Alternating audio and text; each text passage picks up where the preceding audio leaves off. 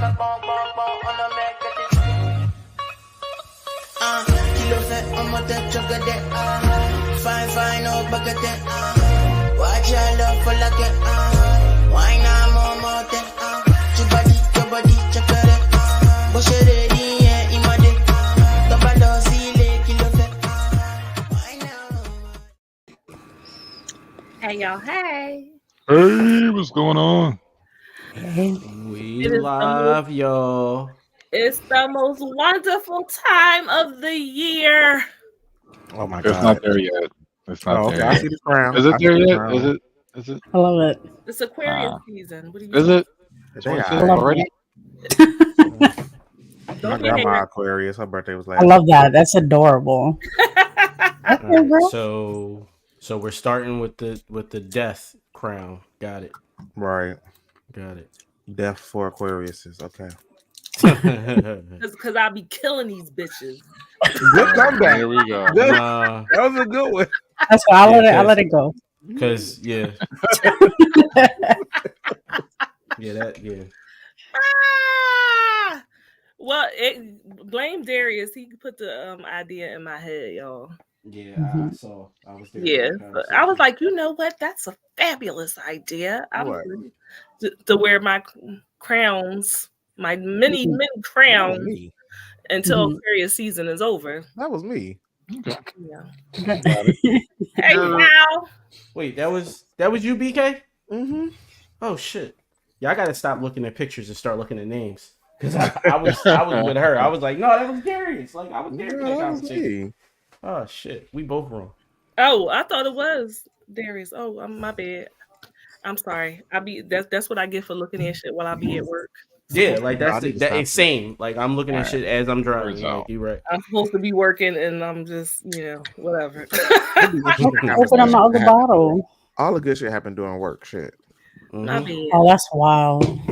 Well, hey y'all, hey. Welcome to Unicorn Straight No Chaser, where you come for the shenanigans, but you stay for the debauchery.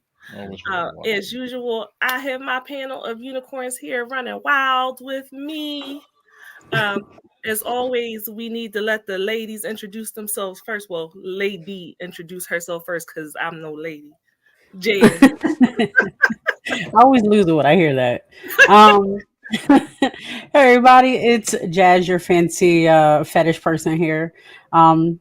Just here, being happy. I'm ready for this conversation, to be honest. Let's go. Woo, woo. You ready to Okay. wrap it up? Sound like I got gloves Listen, on. even Like, my sheesh. computer must be ready for this conversation. More my laptop. Every time I'm on StreamYard for the last few episodes, my shit be glitching. I don't understand why. It does it no other time except for when I'm doing this show. I don't Use get all it. your You too real bullshit. for the internet. Something. Related. They're about to shut my ass down. And of course, we have Dr. Umar here. Here we go.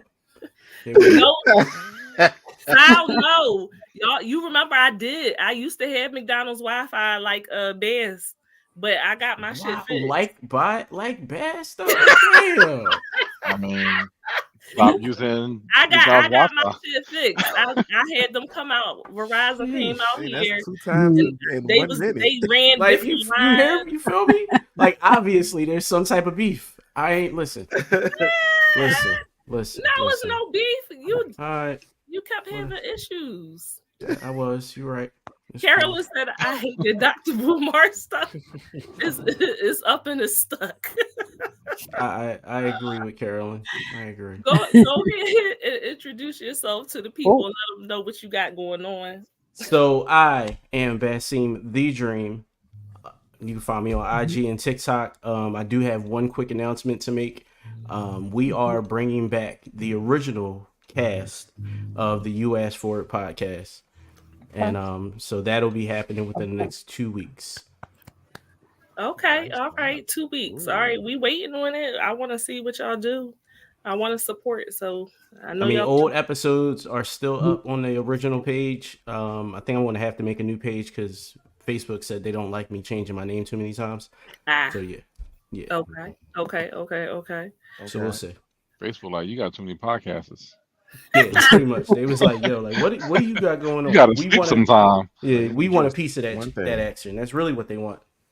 Hey, the last Jackson. As you guys know, we also can go live now on Instagram too. So we will be having King Kurt live behind the scenes, pulling the strings and filtering in the comments from Instagram because they don't automatically populate. So folks on IG, when you comment, please be patient with us. We will see your comment eventually. And back with the smooth talking, sounding. Drop your draws, BK. Definitely can drop them draws. Wow, I get the big screen. All right. Yes. Yeah, it's your boy BKE for life. Yeah, cosplaying, streaming, acting, dancing, podcasting, jack of all trades, but a master of none. And Mr. August for the 2024 Otaku No on my cosplay is black calendar. Y'all go cop that. It's still a few calendars left. What's up? I heard y'all missed me last week. We did miss you. well, we also miss Miss Jess. Like, well, listen, I wasn't going to forget her. I was waiting until everybody introduced themselves. She wasn't going to let me forget about her. Excuse me, y'all got a tickle in my throat. Oh God, that's the only thing that's swinging back in your throat. Child, somebody give me alcohol or eggplant, one or the other. Maybe both. Eggplant covered. My mind went weird bad real quick. I was like, okay. Maybe both. I don't know. Well, go off. Wait for this weekend. I don't know. Haircut Carty. Carty. Are you slow? The original unicorn. Are you slowly stepping back into your soft domness? I see a little bit more hair growth. Soft domness is always there. It's always prevalent. Just the hair just wasn't. This is week 2. Like it's full. It's filled in already. That's pretty damn good. That's pretty fast, right? Yeah, his beard growing fast. Yeah. Well, Chia Pet, go on and tell the people who you are. Chia Pet. Carty.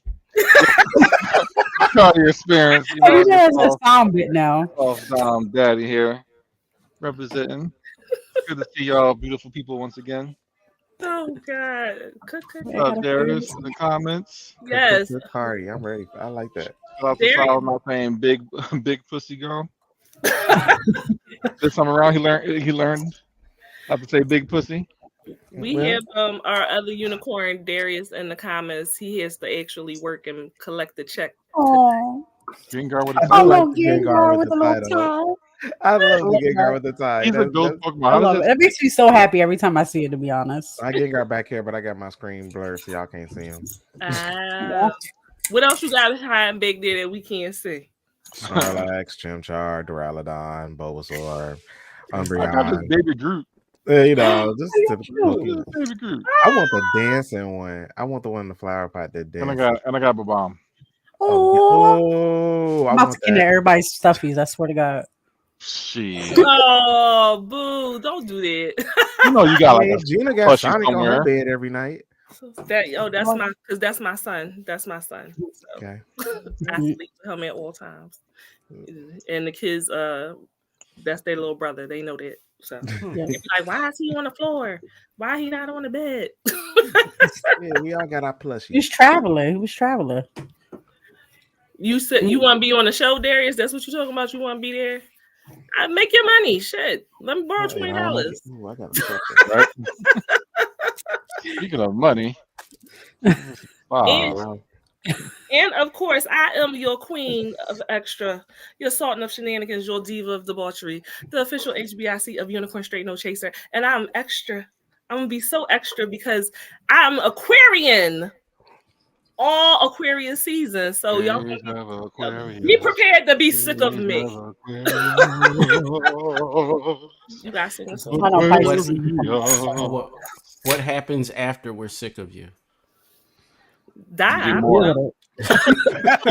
Fucking die. Just die. I guess I'll die. Where was I? I guess I'll die. That sounds like a personal problem. It's your turn now. Pisces next, right? So before we move on, What of Pisces? course, What? Fight me. Who said something about You've Pisces? been I hurt, wasn't paying. sir. You've been hurt. We know this. It's time to heal and move on. last week we missed her so much. We missed her so much. We had Curtis, and he did his best, but it's nothing like having our just the best, not our Lord and Savior, the best. Yeah. but just the best. Blue Is Jack. always right on time. Okay. Hey. Nigga. So y'all, It gets it's me every tonight. time. Tonight is Relationship Wars, Part 2. Okay. Round motherfucking two. It's about to be toxic. It's about to be healthy. It's about to be healing. It's about to be messy. It's about to be shady. It's about to be all things. Okay. And whatever I say, don't take personal, please. This for the conversation. Oh yeah. Mm. Because anybody that is opposed to me, that is my nemesis on the show. But I love you in real life. That's it. Mm-hmm. Also, remember, we can all sing together, but we cannot all talk together. So even though you may be passionate about your point of view on something, please try not to step on each other's vocal toes. All right. I think we need buzzers sometimes. Just buzz in. I'm like, well, I got something to say. I'm Taboo jumping, buzzer. like jumping Oh, from buzzer, the yeah. top rope with the elbow. I'm getting in that conversation. I'm making my point. So, y'all, Dr. Umar, the interview, we didn't even get halfway through all of the things that he touched on. I was like, it could be so much more messy if we just like talked about maybe 30 minutes of what he said, and it turned into like 2 hours. So hopefully, just so much. Sal said this is her nice way of saying this is her shit and she runs it. Sal, I will just say that. I'm not nice. I'm kind. I'm not nice. Okay. So where we left off last week, I think oh my God. My older brother, Dr. Umar Wildin. Why be Wildin? Okay. Wow. Lord. Sal, I'm gonna need you to spell correctly, because then you're gonna hear me sound that's that New York shit. No bother. You're gonna hear me sound ignorant right along with him. So I'm That's why I was trying to figure that out. Yeah, I was like, his last name Wildin? No. But anyway. I know some of his personal business, so I'll be trying not to mess up.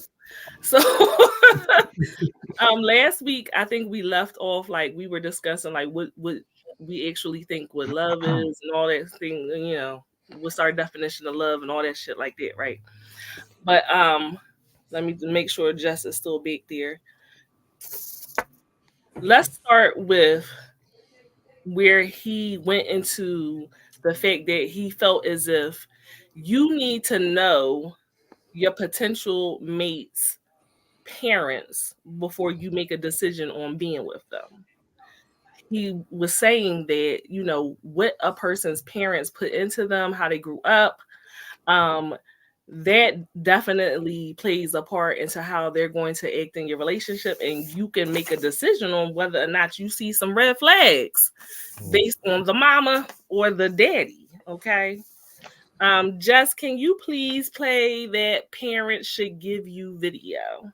Women who had their fathers in their lives in an intimate, healthy way.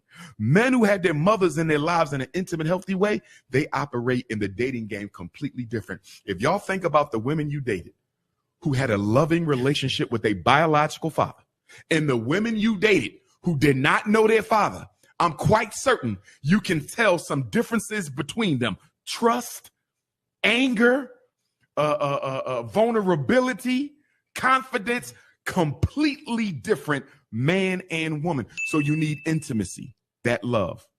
Second thing you need, and these are in no order, availability. Was mom present in your life? Was dad present in your life? Was they at the football game? Was they at the basketball game? Did they come to the birthday parties, or were they absent? Did you have parents who abandoned you? So you got intimacy, you got availability, then you also have reciprocity. Did mom and dad do for you, or did you have nothing at all? When your shoes got holes in them, did they get you another pair? You understand that? When you were still hungry at dinner, could you get another plate? Or did you live in an environment of scarcity? So you got intimacy, you have reciprocity, you have availability, and the fourth one was trust. Any trauma we got from our parents, especially the opposite sex parent, we carry over into our dating relationships. Okay, so he says 4 things: intimacy, availability, reciprocity, and trust. That you should have gotten those 4 things. Hopefully, you got the answer by now. That got me. Sometimes I feel like I was put on this earth just to do this show just for Sal. Just for Sal and no one else. Sal, we are going to get to that. Even though I feel like Dr. Umar kind of told you what that was during the video, but you know, context clues. So I think I want to start with saying, like, hey, what is your relationship with your parents? What kind of relationship did you have with your mother? What kind of relationship did you guys have with your father individually? BK, we start with you. The way, because you're looking on that lollipop, I keep looking at you like. Right. It is my birthday coming up.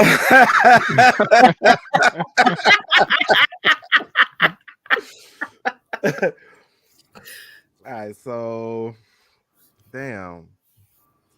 Let me sit first. You want me to come back to you, or you good? Is that a Red Bull? He got a whole bunch No, of it's a local beer brewed here in Chicago. It's a local. It's really good. Mm. Yeah, it's Bavarian style, but it's really delicious. So I'll start with my mom. Okay. My mom was like my best friend up until like I moved out. Okay. I looked like her growing up. In my teenage years, a lot of people thought me and my mom were twins. That's how much I looked like her. And with me being the same height as her, almost just about, when she wore flat sandals, of course. Yeah, and I was just like always with my mom. I was like always under her.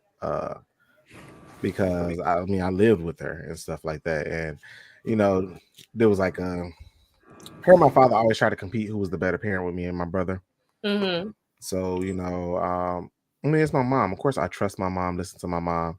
She taught me a majority of things I know about life and the books. My mom went to Catholic school, so I had to learn how to read, write with punctuation. Getting beat was part of education in my household. So, yeah, it was like, you know, even though it was like, people like, that ain't right, but shit, I'm glad she did it because I wasn't stuttering over no words in school like most of my classmates. Like, I knew words. Right. And it'd be like, why don't you know this word? Maybe because their parents didn't value education in them like my mom did me. Like, my mom knew out of all of my siblings, I was the smartest one. And she knew like I was going to be something or try to do something with my life. So she always instilled in me and always allowed me to be an individual and be me and not allow the outside world to influence me. Even if my father didn't like it or whoever, my mom let me be my own type of individual.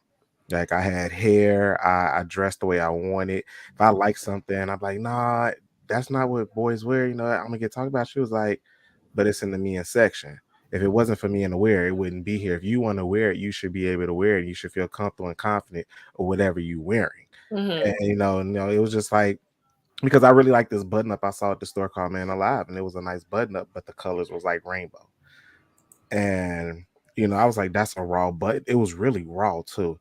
But at the end of the day, you know, I didn't want to be talked about in high school and stuff like that. So my mom was like my own cheerleader. So she was my best friend up until I moved out, you know, but she did have her flaws. I'm not saying she wasn't perfect, nowhere near.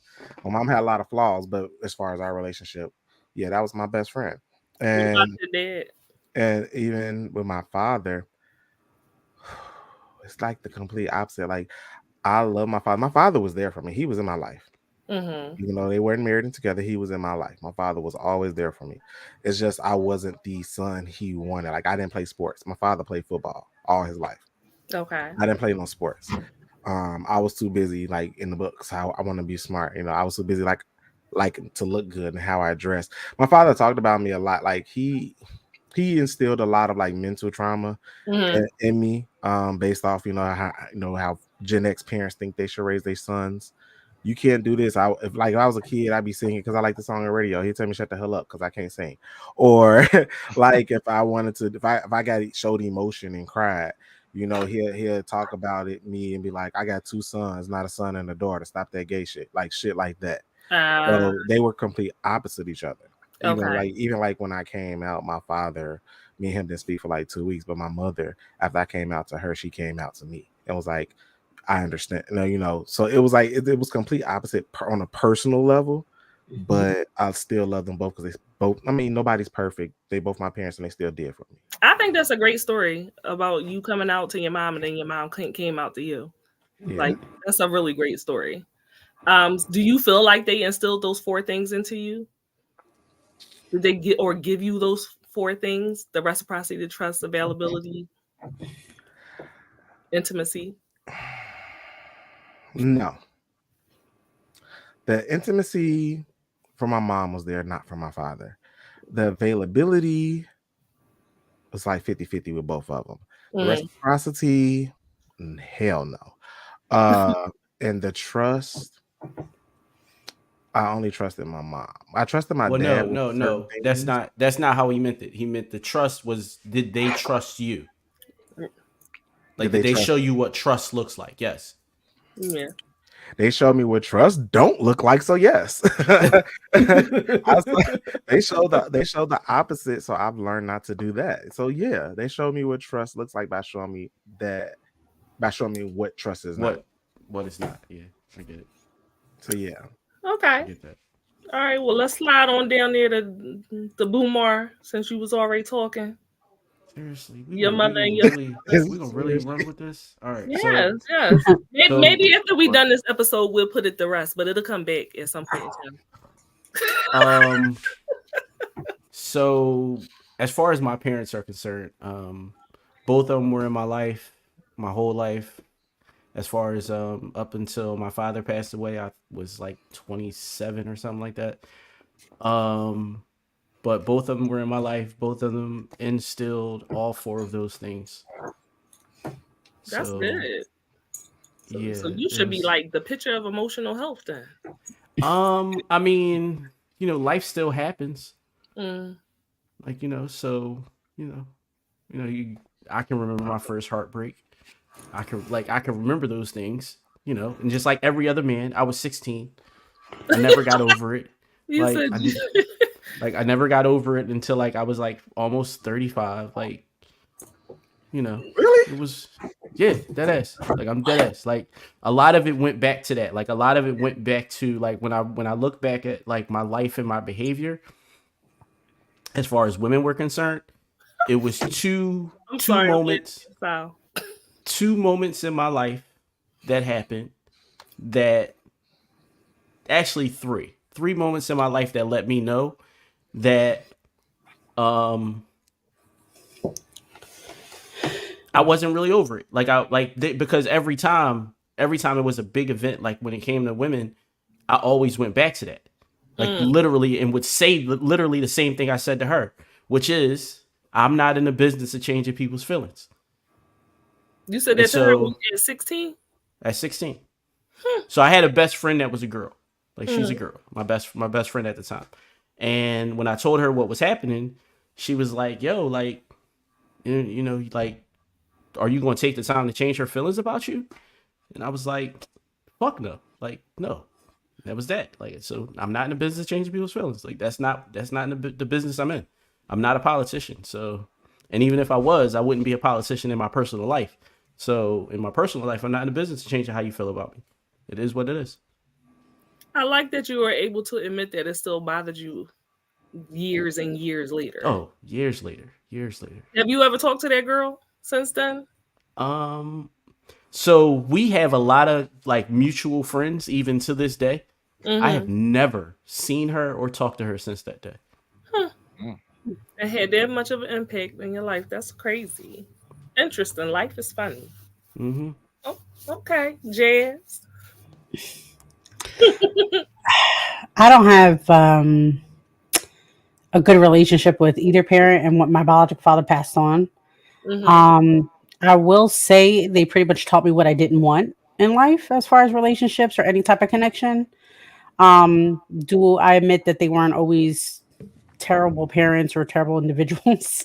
Yes. But I would definitely say, in my opinion, it didn't really affect me. It affected me to notice red flags quicker. Mhm. So my situation is like, I always live how I want to live and love how I want to love. So if I feel like I want to do A, B, and C, D for you, I'm only going to do that for you because I want to. And how you respond after, that's how I know I move with you after. So I just cut it quick. So I believe it's do you inspire me? And that's what I look for other people. So if I give you everything, my energy, whatever the case, I'm looking for that back. Not because it's expected, but because I should inspire you to like, wow, this person loves me or whatever the case, then I want to do the same for them. And if they don't reciprocate, I don't hold it against them. That was my choice to give it in any way or fashion. And then if it's not connected, if it's not the same energy, that's cool. We can still be friends. We can still whatever. I just don't fuck with you like that. And this is any type of relationship, anything. I just don't got the energy. Life's too short. And I'm still gonna be banging queen. Like I'm gonna do my thing. Okay. I'm gonna talk to Sal for I feel like I'm Sal's mother sometimes. It's an inappropriate relationship. Sal Sal said, "Well, my father's just a sperm donor, so there's that."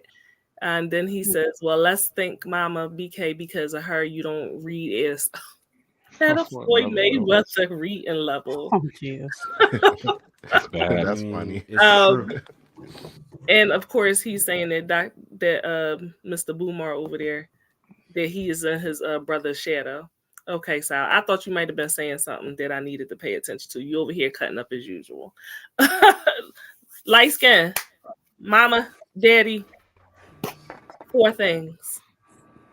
Yeah, they were both, present in my life to an extent, but definitely not the picture of a healthy relationship. So, I mean, even if you don't learn something, you learn something. Mm-hmm. Even if it doesn't look right, you know what's wrong, Mm-hmm. or what's wrong is right when you're growing up. Mhm. That just comes, I say, at least by common sense and grace. That if you can see it and process it in a way to then project it as in, hey, this is what not to do and what this is what to do. I pretty much nitpicked what I liked and what I didn't like and what suited my personality between the both of them. Okay. Mm-hmm. So, of course, my father, biggest hoe I know. Biggest hoe I know. I wasn't expecting you to say that. Okay. Biggest hoe I know. He's up there with like the lead singer of Kiss. He banged over like 500 chicks, been all over the world, slinging this thing around. Sound like my But daddy. of course, never taught me Whole about families. girls, how to talk to girls, how to respect women, or anything. Okay. But he's up there with that. And the same thing with my mother. Taught me, how to, like how to provide and like what you should do and shouldn't do, and just those basic morals that should every young man or person should have growing up. Do unto others like you're not doing to yourselves. I mean, I'm a Catholic boy. I've been Catholic school all the school years. So is that translating into the real world? Not much other than just what my personality is now. And at least I just know and grateful that I know right from wrong. Right. Allegedly. And What? no right from wrong, besides the fact me acting on it or not, at least I know. So I can thank them for that, Okay. and just hard work ethic because my dad's Caribbean, so it's like if he instilled anything in me, it's hard work ethic, You want to have 5 jobs. and anything my mom instilled with me it was compassion. So Mm. Okay. shout out to them for that. Now, do you feel like you inherited the whole gene from your daddy? Yeah, it's blood's in my veins. Mm. But you know, we did the show on it, like whether or not cheating was genetic. Hereditary. Oh, just kinks. We just know kinks. That's it. I don't know about cheating. Yeah, I don't know about cheating, but you know, well, just the result of it was that they claim that there's a gene, there's a cheating gene, the Playboy gene. That's what they call it, the Playboy gene. I think I call it bullshit. I think it's just, you know, I think men and their biology. Yeah. Right. They try to make excuses. I think it's bullshit, but you could, you know, you could pull some shit out on a bitch real quick. I can't help it. Got someone to meet It you. wasn't my doctor's note. But bitch, do I talk about your diabetes? Like I was born like That's this. a disability. Jesus, that's crazy. and then you pull God, a doctor's note and I'm about to use that, Joe. I'm like, babe, it's a disability. That's like you don't know. That's FMLA. You got to let me go. If cheating is a disability, I'm about to start doing it for a check. Like what? Shoot, you telling me? I'm about to look this up after this. Watch. run me my check, okay? Start wearing a Exactly. ring. I'm like, yeah, I'm married. What's up? I mean, you don't have to have an excuse for that because there are willing women. Definitely. However, I a lot of women go after the married men. Yeah, that's what I'm saying. yeah. There are more because it's there are willing. unattainable. That's a different discussion. It's more attractive. Ty said, "Hey y'all, what's up, Ty?" What's up? Darius said, "Woo, my family situation isn't terrible, but there are definitely a lot of learning what not to do situations." Okay, my shit is really, really short. You already know I talk about my dysfunction all the time. I did not meet my father until I was a grown ass woman with children, and then he died a few months later. Shit. So, you know, he didn't have an opportunity to really teach me anything, obviously, except that niggas ain't shit. It's like, no. Don't say that. Don't say that. What'd you say? Don't say that. I mean, if that's what you got from it, I can't Yeah. be mad at it. That's not what Everybody's journey. That's not what I got from it. But you know, comedy. That's my coping mechanism. That's the gift they gave me. And then Regina, y'all know about Regina. Regina crazy. Regina was a crackhead. Regina definitely is a borderline and a narcissist. So did they teach me those things? Hell no. I'm a survivor though. That's all. Well, they indirectly taught you. Oh, I do purposely try to do everything opposite of what Regina did. That's the key. Just do the opposite. Even my name. I did not like my name. I am not. That's not supposed to be my name. My name is not supposed to be Gina. My name is supposed to be Nicole. My father's side of the family could not find me when they were looking for me because they were looking for Nicole Johnson because my name was supposed to be Nicole Johnson. And then my mother, at the last minute, decided that she was going to change my name to Gina. So wait, but then you didn't meet your father until you were grown. Yeah. Yeah. So I don't think he had no, like if he'd came around 2 months after and had a fight about it, cool. But you can't have a fight after the daughter is now a mother. Like, no, you can't have that fight. Neither can his family. And if his family wanted to have that fight, then they should have had that fight again. Oh no, I don't absolve them of anything, right? Because y'all got your own shit too. But I'm just saying, like, why did you want me to be named? Why you change my? I don't like the being named after thing. She was a wild card. My daughter is named after her mother. So shit. Well, even how my mom and my dad ended up together, right? And this probably part of the reason why they don't like my mom. So my dad was actually engaged to my mother's best friend.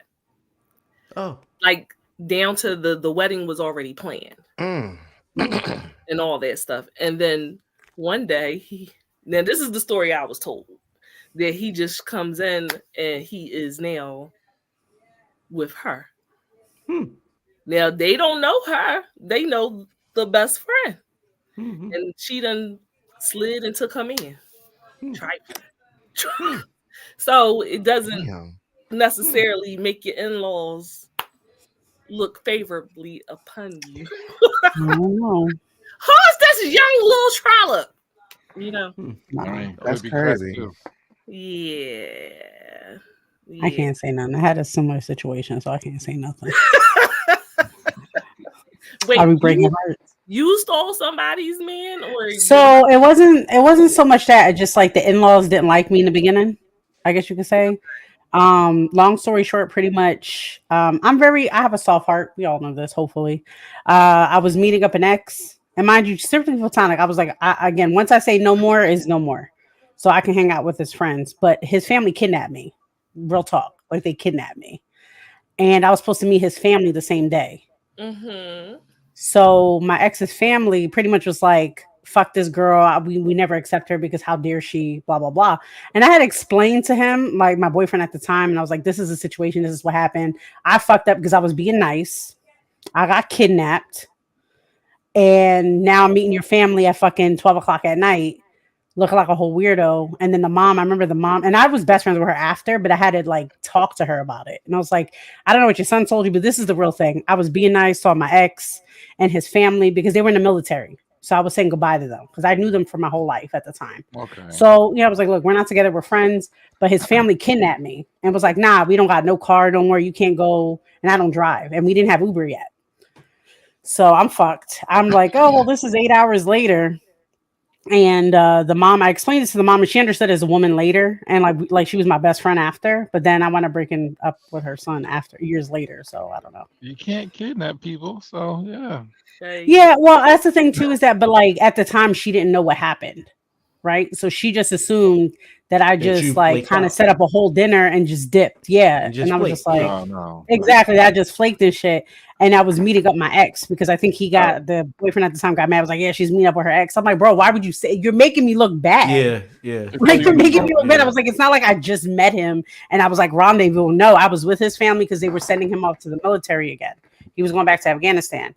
So, and I was his only friend pretty much too. So I was like, I got you. No worries. Red flag. But anyway.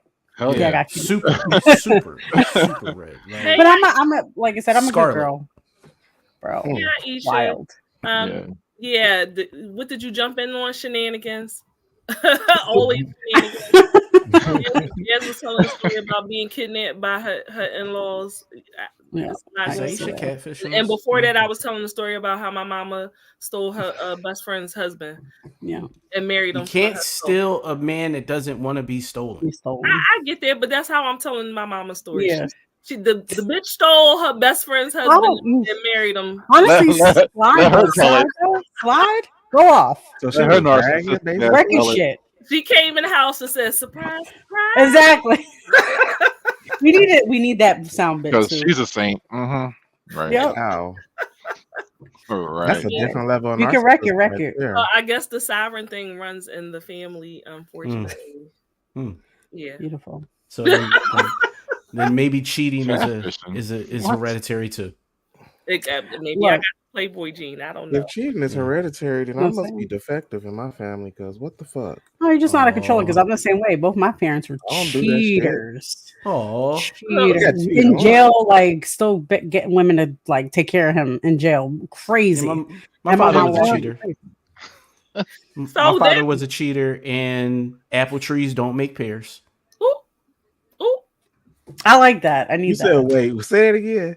I said my father was a cheater, and apple trees don't make pears. I like that. So he said a lot without saying a lot. Does that explain like all your kids? Drop the gym on them. No, actually, that only explains one of my children. One child was born was conceived from a cheat, like just one. Okay. A rendezvous. But it was like, but if anybody ever asked, like, if I had to explain the story, like, it would be like, yo, like, that was the longest cheat ever, like, because we were together for like years. Like, so it was more of an affair. Like, I can't even say that. I can't even say that I was a cheater. Like, I just had, like, I always had multiple women. Yeah, I had two separate relationships, parallel relationships, and.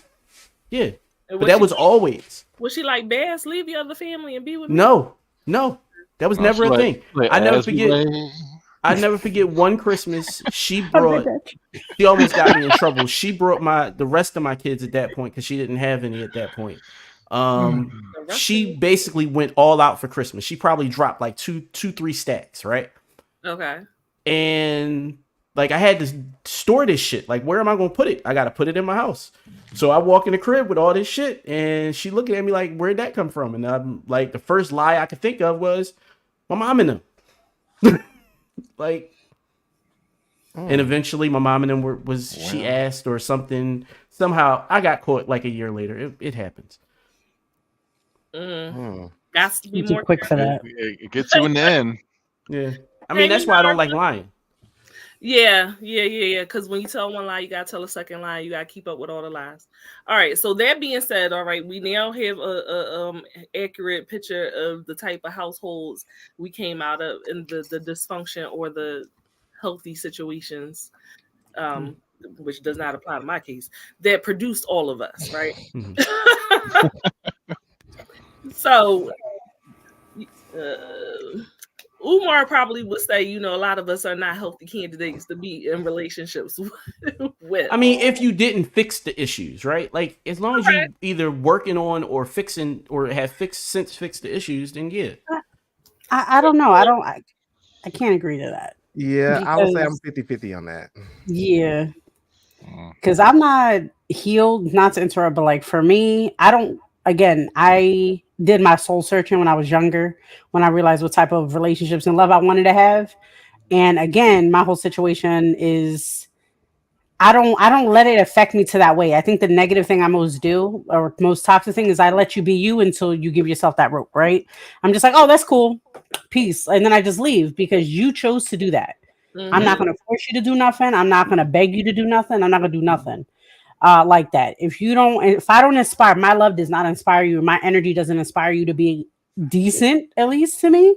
Deuces. Like, I don't got time. And that's any relationship. So, and I did not get that. I didn't get that lesson from my parents.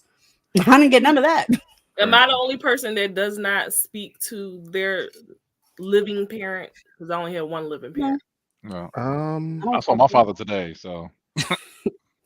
Okay, so everybody else does speak to their parents then. Yeah, I don't. I kind of don't have a choice. I do. Okay. I speak to my sister. Okay. I just want to know. I like peace. That's why I don't. Yeah, I mean, I get it. I don't do it on purpose. I don't do it on purpose. Yeah. I'm not inspired to talk to them. I'm purposely doing it. Like I am purposely doing it. Like I don't call them, but I don't speak to them because of family functions. No. Okay. My stepdad's like, yeah, please call me. No, I'm not talking to y'all. So amongst the other things, right?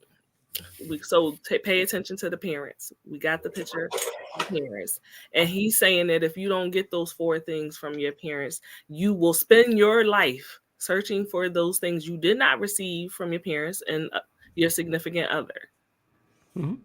I can see that. Agree with that? Yeah, I mean, if you haven't worked on it, yes, absolutely. Yeah. If you want something that you've seen other people have, that's what you're gonna look for. Yeah, you're gonna look for that. Yeah. So that's where the daddy issues come from, and the mommy issues. I don't think we talk enough about men having mommy issues, though. I mean, that's because a lot of moms don't want to have that discussion because they probably doing the same shit to their sons. Touche. And a lot of women don't want to hear about it from men because that makes us soft, and we're not a man to speak about it. I look for that. Don't worry about that. I love working on it. But I don't think enough men will admit, like a woman will be like, I have daddy issues, right? And some women think that shit is cute too. But men won't necessarily come out like, yes, I have issues with women because my mother wasn't a good mom. They won't say that I'm a fucking asshole in my relationships because I have issues with my mother. No, I can't say that. So I can. I don't know. I don't know. Like for me, I guess in my experience, it's the conversations and how I see people move. I watch and I observe first in relationships, especially. So again, I'm always authentically myself. I don't change myself for any person, anybody, whatever. However, if I hear a partner say certain things, or they have a lot of conversations about their mom, or they're having a lot of things about this, that, and the third, I'm clocking that. And then when I see them get a certain way, angry, or maybe the lack of intimacy or certain walls that they put up, automatically I'm like, okay, this is what the situation is. How can I, without them even knowing, because some men do get a little offensive, and women, of course, they get, defensive about it. Don't be defensive. Discuss it. We got to work on it together. And if you love that person, try to work it on with them. And I'm one of those people. So I usually, before they even tell me something, I'm the one who's usually reading it before they do. And I'm like, I already knew it. Don't worry about it. And they're just like, oh, really? I'm like, yeah, I know this is why you get fucking crazy about this, that, and the third. Don't worry about it. I know your mom did this, that, and the third. But that's not an excuse, if it's something negative. But just know that I'm a safe space. I'm going to help you, not help, because I'm not, like I said, I'm not a professional by any means for like psychology or anything like that. But as a partner, I'm here to help you guide through that, right? Because I already had that luxury of taking care of my own self, unfortunately. So I don't want anybody to ever feel that way, especially my partner. But do you feel like sometimes we shouldn't be taking those things on? Like, okay, I'm your partner and I'm here to support you, but also I'm not supposed to necessarily be the person that's in charge of you. Yeah, no, definitely. I think it's one of those things where I use it as a gate, I guess you could say. It's like, hey, so you don't have these excuses anymore, saying like pretty much, oh, I'm alone, right? I could never experience this. I could never be myself. I couldn't express. No, you have that with me. So since you have that with me, know that you could still grow as a person now. You could still continue your journey, and you have support.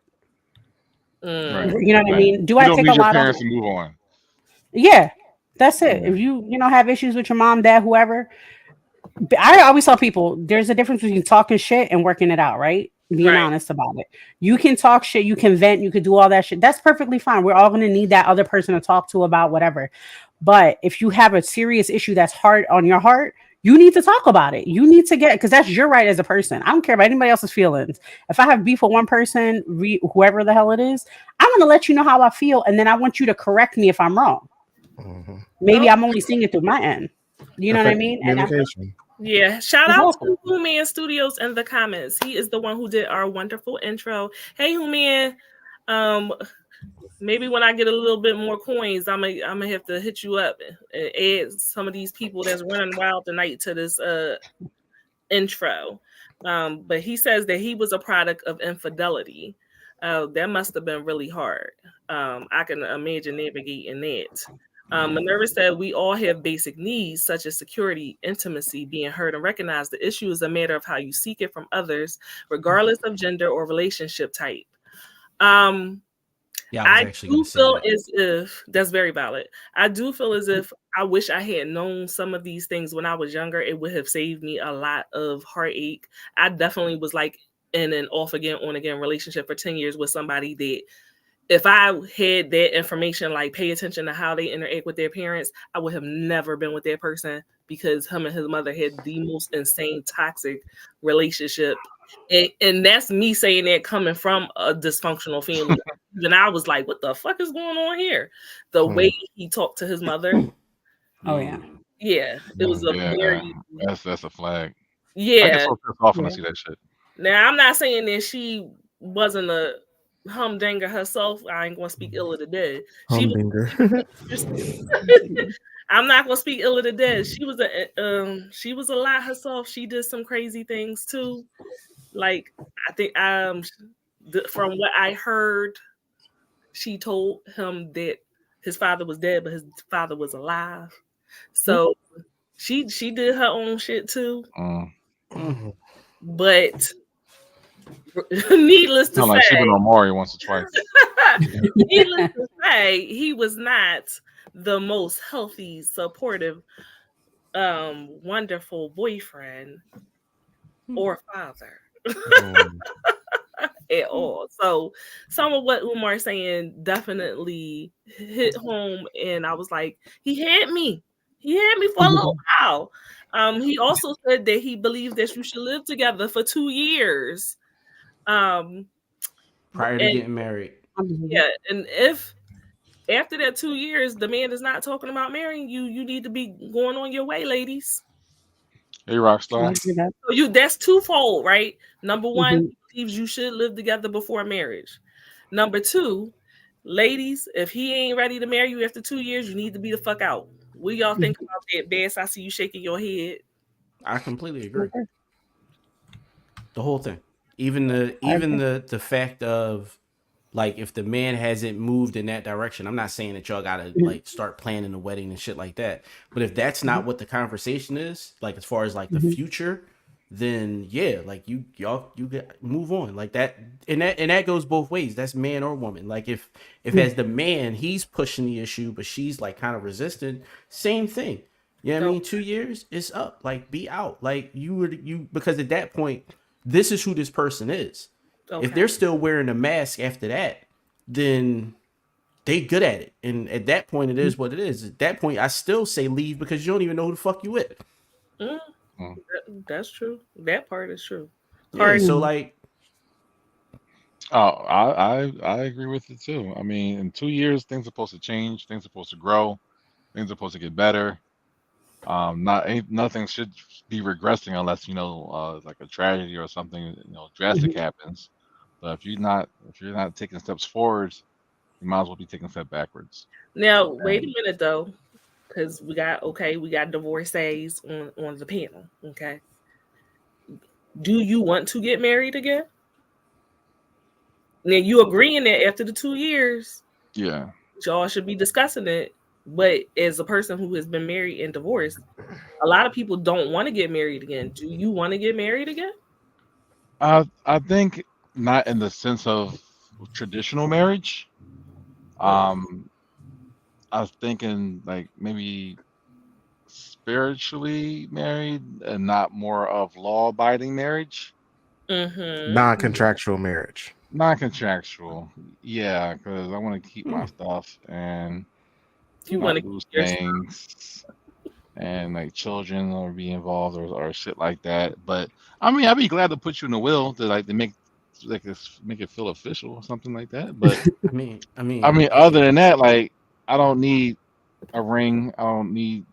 I mean, if you want a ring, I don't need a ring. Look, if you mine, you mine. I'm yours, yours. You have my heart. You got my heart, and it is what. That's why I like to be at. Okay, But, Jay. I mean, common laws might say something. Say something else at that point. For me, I believe in the 2 years. In my opinion, the first year is always honeymoon. I like to say. And then we're excited. Even when we fight, we're like, "That's my man. That's my woman. I'm gonna make sure." And then the second year, exactly, my man. And then the second year, we're just like, "I can't stand this motherfucker. Like, I can't. They don't take out the trash, whatever." And you see the real authentic person, right? Like I said, I'm also I think it's like it's still instilled in me culturally. Like I'm from the gate discussing or in my brain, like this is going to be my husband. So I always treat my husband or my wife. So I always treat my partner like they're going to be that at one point. And I'm never shy about talking about it. I'm like, yeah, this is going to be my husband one day. It's going to be my wife one day, because that shows that my commitment to you, that shows my emotional, connection with you. That shows that that's it.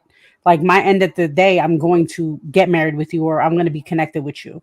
However, when it comes to like marriage, I love married. I love the idea of getting married. I'm not married. I've been engaged twice. I don't count. I think technically 3 times, but I didn't count the first time. I get annoyed very quickly. Like I said, once you don't meet me on that level, and I'm very forgiving, but once you don't meet me on that level where I need that person to be, it's just like, here's the ring back. Like, it's cool. Don't worry about it. But I don't know. Like I said, I agree with it. I can't really say anything negative. I go off. Like, go it. Yep. Hey, Rockstar, welcome back. I missed you in the comments. I'm glad to see you, honey. Sal said, why does this sound like a plot to a Tyler Perry movie? Oh, my God. Oh, no. All right. So the 2 years thing. Well, living together, yes. Yes. You should have a desire to live together at some point. If you don't want to even cohabitate, you might want to question a relationship. Like, what is it? Even in this stage of the game, just the way the rent is and inflation, like at this point, you gotta shack up to survive. I don't want to be a hobo. Like, I don't want to be living with you just because you can't afford your rent, though. Like, it's so hard out here. It is hard, but I would want it to be a mutual thing. Like, listen, I'm always at your house, you always in my house. And you know, we could just come together and save a little bit of money in the process. Like, but if it's like you never really spend that much time together in the first place, and then Yeah, you that's see about the different. clear blue sky, like, ooh, you know, I'm struggling. Why don't we move in together? No, Nah, Mhm. ain't doing I don't that. want no homosexuals. I don't want none of that I stuff. don't know. And Just oh, go ahead. no, what were you saying? I was gonna say, like, so I'm poly. So one of the things I always bring to my partners is that we should all rent an apartment complex or like own an apartment complex, and everybody gets their own unit. And I just visit you when I want to visit you. It's just I like, like we're that cool. way too much. No, exactly. I'm just saying. It It makes too much we can Well, all I get mean, in there. the poly people is a little bit different. They y'all be Yeah. in the compounds and the houses with the upstairs, downstairs, and one wife in one area and I the like one. That's scheduling that's stuff. the You know what I'm saying? expensive That's Utah poly when you can afford 4 or 5 houses. yeah, that's that's what it is. expensive. You know, I watch Sister Wives. That shit. I watched Sister Wives for many years. That can get Look, really, I really. just started that. Mm-mm. It's a shit show, honey. A fucking Man, shit show. we'll talk about it. We'll talk Them about bitches it. hate each other. Hate Yo, each other. They hate their men. Hate all of them except for one. Like, oh, the one girl, she was shocked. She was like, I can have all these other wives taking care of my kids, and I work all day. I don't gotta be here. And I was like, go off. I agree. but also if you notice, like, I think they all like they so homely looking. They so ugly. Like they don't got no flavor, no pizzazz, no spice, no nothing. Like, Did you And see that's what why they he has took? more than one. That's Utah women in general. no, I no, because the Salt Lake City people, they not like that. They not like that. So it's not Yeah, all but of they them. ain't part of that lifestyle either. So And Yeah, they I and was their about to say, Burbia, treat. He is Utah. a narcissist. Their father is a Yo, narcissist. He is an asshole. He need to let their hair go. Like it just make me mad. It just makes me we'll talk about this another time because I want to talk yeah. about that. I'm like, cheat on his ass. Go fuck somebody. Get That's what some I'm saying. Be poly. Be poly. They could have changed your life, baby. Anyway, um, Tuna casserole faces. chaotic said, I'm not getting married again. Oh, I'm so sorry, chaotic. I'm sorry it Don't didn't be work out. sorry. I mean, if that's your thing, then good for you. I mean, let's see. I would say honestly, you don't know nobody till you move in with them, and that's facts. And even moving in with somebody, it probably won't even take 2 years. Sometimes after that 1 year lease is up, shit, it's over. So I don't agree with the 2 year limit because you never know people way of healing and dealing with past relationships and trauma. 2 years could be too soon. Heck, I could date you for 2 years before we even move in together. That's true, too. Yeah. The real test is after you move in together, because that first year you dating, of course y'all renting y'all own shit. And after that first year is when y'all actually probably define your relationship. And so I can date you for 2 years without living with you, but after I move in with you, I mean after 2 years, I can see myself like, all right, let's move in together. It's been 2 years, and then I gotta wait another 2 years. Like, nah, it don't. The time Or limit, the opposite. or the opposite, but it's just saying like I don't agree with the time because you can do it before or longer as much as you want. I mean, yeah, my uncle, the cheater, my family cheaters, but he was with his ex-wife for 13 years before he married her.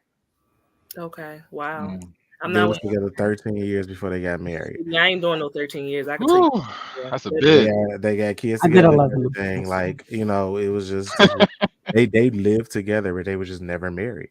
And look, it works I for like that. It They works got for a lot of kids and people. live together. I but they just wasn't think that's married. weird though to me. Like if I'm with you for it's a lot of people I see like they wait until they old and gray and now I'm finally going to marry you. We've been together for 25 years. Just married a woman. You ain't gotta have a big wedding or anything. Why not Yeah. just go ahead and marry her? What's the pressure of making it No, legal? Like, why do they have to get married if they happy the way they Okay, are? here's the other thing. If you decide that you don't want to get married, right? Mm-hmm. Then they don't even take the proper steps to make sure she is going to be taken Yeah, I care was of. about to say the paperwork issue is still the Niggas issue at don't that do point. paperwork. Yeah. Yeah, So that's the issue. that's why I'm saying go ahead and get married then because niggas don't do paperwork. Yeah. Yeah, Then that's they true. wait till they get old and they like shit. I might die. Because All some right, people I'm are gonna marry against. you. like Cardi said, some people are against governmental contractual agreements. Like, because at the end of the day, the man ultimately most likely going to lose in the end. So it's like, why should I take this gamble on losing half or more of everything in my life in the future if it comes down to that? I hear Yes. you. I hear you on that, and that's a legitimate fear. But if you love someone enough to say you wanna tie yourself to them for the rest of your life, then at least we can come together and have a conversation about that. Because if here's my thing, I would never marry someone that I couldn't talk about breaking up with. Right. Like, we got to have a conversation about what it looks like when our time ends. Because even if we don't have kids together, we just established this whole union, meaning that everyone else around us is part of it. So when we break up, we still have to interact with those people. So the circle that's around me, I still got to talk to them, and I still got to interact with them, unless I'm cutting everybody off. And I can do that. I could be that person and cut everybody off and move on, create another circle. It is what it is. But who wants to put that energy into that if I don't have to? Yeah, if I don't have to, And I that's could dumb just too. listen. If it comes down to that, it's really still dumb. Yeah, it's stupid. But Like, if my we friends are can't, if we friends, like, you can't, know. yeah, if we can't talk about breaking up and what it looks like on the other end, then I wouldn't want to marry that person anyway. So when we talking about marriage, we gotta then also talk about, all right, cool. If this doesn't work out, what's the next steps? Let's talk about this now while everything is great. Because in the moment when we angry that we breaking up, all this shit gonna blow up. So let's talk about it now. How about, well, Tyler in the comments just said, what about, that's what prenuptial agreements are for?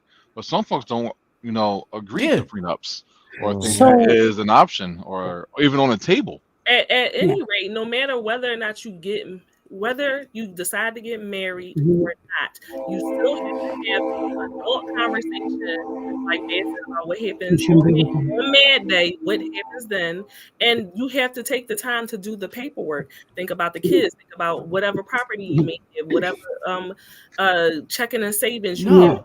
Forget all that. Think about medical decisions that can happen tomorrow. No, So that all comes in. All of that. Yeah, comes it's in, with like, medical. But men, not men. But people don't think about that. They don't even do it for their own children. They definitely don't think about doing it for the person that they're sleeping with. But I've firsthand seen shit go wrong. My in-laws or whatever, and the man, he was married. Now him and his wife been done, not together no more. His kids grown. He chose not to divorce his wife, but it's cheaper to keep her. Now he's with my mother-in-law. They got a house together. They've been living together for years. Okay, this man drops dead. Didn't do anything. Didn't get the divorce. Didn't set her up. None of that shit. She almost didn't even get to go to the funeral because after all them years, and she was black and the guy was white. That white woman was so pissed after all them years. She really tried to erase her. But they weren't together. And my grandmother did it. Even my dad, and my mom were still married when my dad died. I was a grown woman with kids, sitting in the damn thing at the Social Security, at the funeral home, and talk about Social Security and all the stuff like that or whatever. And they're like, okay, well, who does it go to? Well, I was the only legitimate child. I was born in wedlock. None of my siblings were. He was still married to my mom. Technically, if he had $5, it was supposed to go to me. Now I'm not that type of person. You know what I'm saying? I would never do that. But now my sister whispering, we'll talk about that later. We'll talk about it. Because he didn't do what he was supposed to do. Get the goddamn divorce. I'm sorry, I would have did that. I would have took that check. I'm sorry, what? So you would have took the check? The fuck? That shit right now. That's a blessing. You hit the lottery. Like what? I get Social Security for the rest of my life. But I think when we're piggyback, just because the job I had before, I worked in a funeral home. So one of the crazy things that we always would see would be the situation. So like a husband or wife will be married before, never got divorced. And they would literally, even the wife or husband never seen that person ever again, the deceased ever again. until this moment when they got that call, they're legally in right to everything. So now I don't want to say wasted, but you were not protected. Right. And I think that's what marriage or those contracts. And as somebody who, I hate the word prenup, but I agree to a contract, a conversation. So I'm a type of person too, where I remember my exes when I was after getting engaged, and I told them same situation, like I need to have the discussion. What happens if we don't work out? Right? Because even if we don't have kids, whatever the case, I want to make sure I'm protected. You're protected. First of all, we both broke. We ain't worried about your money. I don't give a shit about your UPS check. It don't bother me. However, I want to make sure that every asset that we have together, anytime I invested time and energy to you, is not going to be instilled in somebody else or instilled in a situation just for you to, in essence, be selfish in a situation where I'm fucked up at the end. Yeah. So I always encourage. I remember like even my ex and the same mother-in-law and everything. Her son was like popping at me like, we're getting a prenup, mind you, UPS, whatever. But he's like, we're getting a prenup. And I'm like, okay. And his mom was on there was like, bro, no, that shit don't mean no conversation, no mind. It's about protection of her rights and her things too. And I told him too, I was like, we could talk about a contract. We can draw some stuff up, hypotheticals. I say, because here's the thing. Prenups can be null and void very easily, to be honest, because technically they're usually put under duress. Who doesn't want to be? You're usually on, cloud nine because you're excited about marriage. So you're not technically in the right state of mind, or you feel stressed out about the situation. You could also put it for that. I call bullshit. No, well, mind you, they got a lawyer and money. That's what Jeezy doing right now. The Jeezy ex-wife. I know. That's what she doing now. That bitch ain't. But here's the situation too. But think about it too. What would you in that situation, especially when you're in love, so fucking hard in love, and you're like, damn, if I don't sign this, my love is going to be gone. And again, not saying it's right or wrong or otherwise. But see, that's the thing that we have. That's the issue that I have with people that look at prenups as this one clear defined document, and it's not. It's not the Constitution. So a prenup is literally a contract that you can negotiate, and the things that you want to make sure that are protected, and the things that I want to make sure that are protected. And that's the end of the contract. Anything outside of the parameters of that contract are discussed on the back end. But we can include as much as we want to. Or but think about how many times though. But think how many how many times people actually discuss prenups. Usually it's one party introducing it, and they're fucked up for signing it. But that's the issue. Most people don't have enough money. Exactly, I agree. Goddamn prenup. Any goddamn 1 year we're talking about it. We're talking about a prenup from the second day of the second year. Beneficiaries are very important. Don't work in Target trying to get a prenup from me. Get the hell out. Well, no, I think that anybody that has children outside of the marriage that they're about to establish should have a prenuptial of some sort, because it's protecting your children at that point. Because as soon as y'all get married, that makes them the number one beneficiary of everything. That eliminates your children. So to protect your children, there should be a prenuptial of some sort.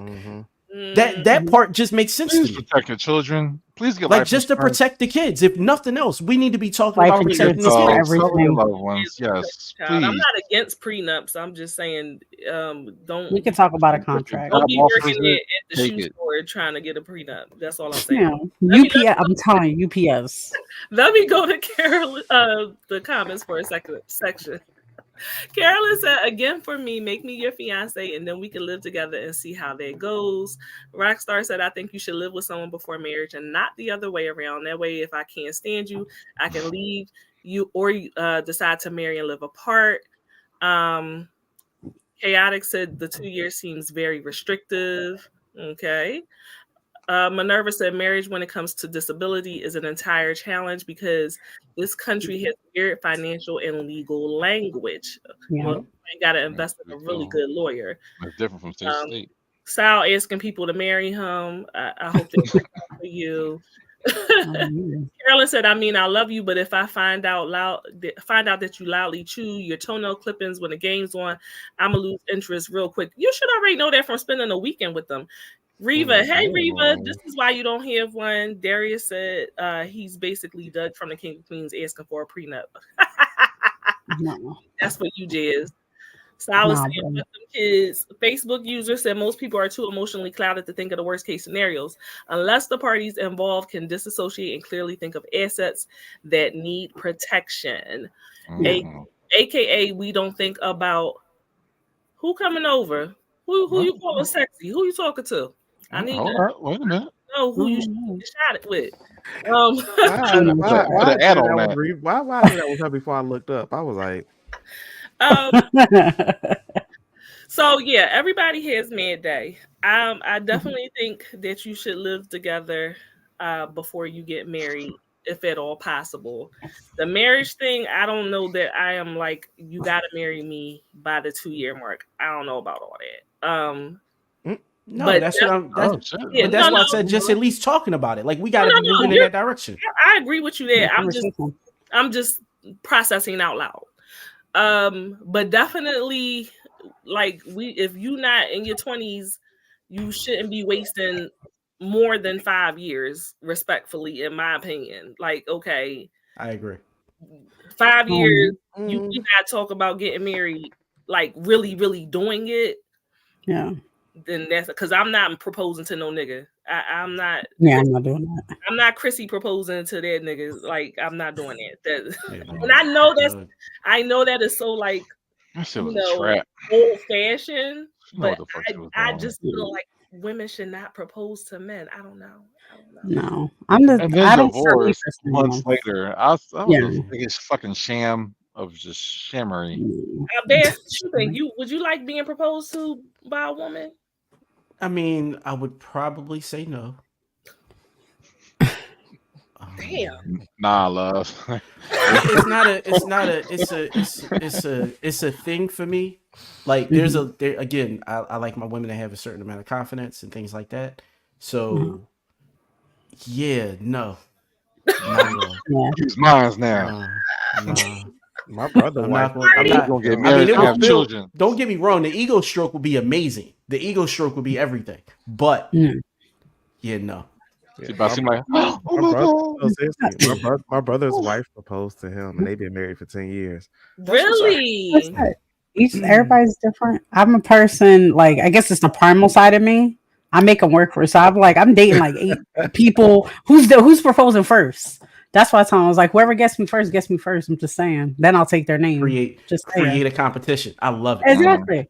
I'm just like, wow, that's crazy. I He bought love me it. flowers last time, but that's cool. That's crazy. Yeah. No, I don't do that, but still. Oh, It's hilarious. You're talking to me. Hey, baby. Okay, you inbox me. We not friends on Facebook. Inbox me. She said she comes with everybody.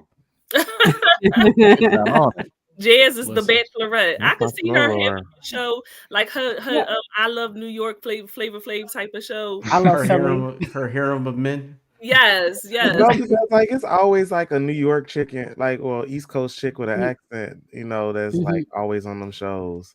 Bro. Mm-hmm. I love it. Wait, men, I really do want to know this though. Do you think that men know whether they want to get married to someone after 2 years? Yeah. Yeah. They would have a good idea. Should have a good idea. Yeah, you at got a that pretty point. decent idea. Okay. I can see the future with you. And hopefully it should be the other way around. Like, I will hope so, because play video games and watch TV and smoke weed all day. Well, because That's beautiful. I wanted this to is what the rest of your life looks like with me. It says Welcome. Like I was in lust. I can't say love anymore. I'm gonna say lust because that's exactly what it was.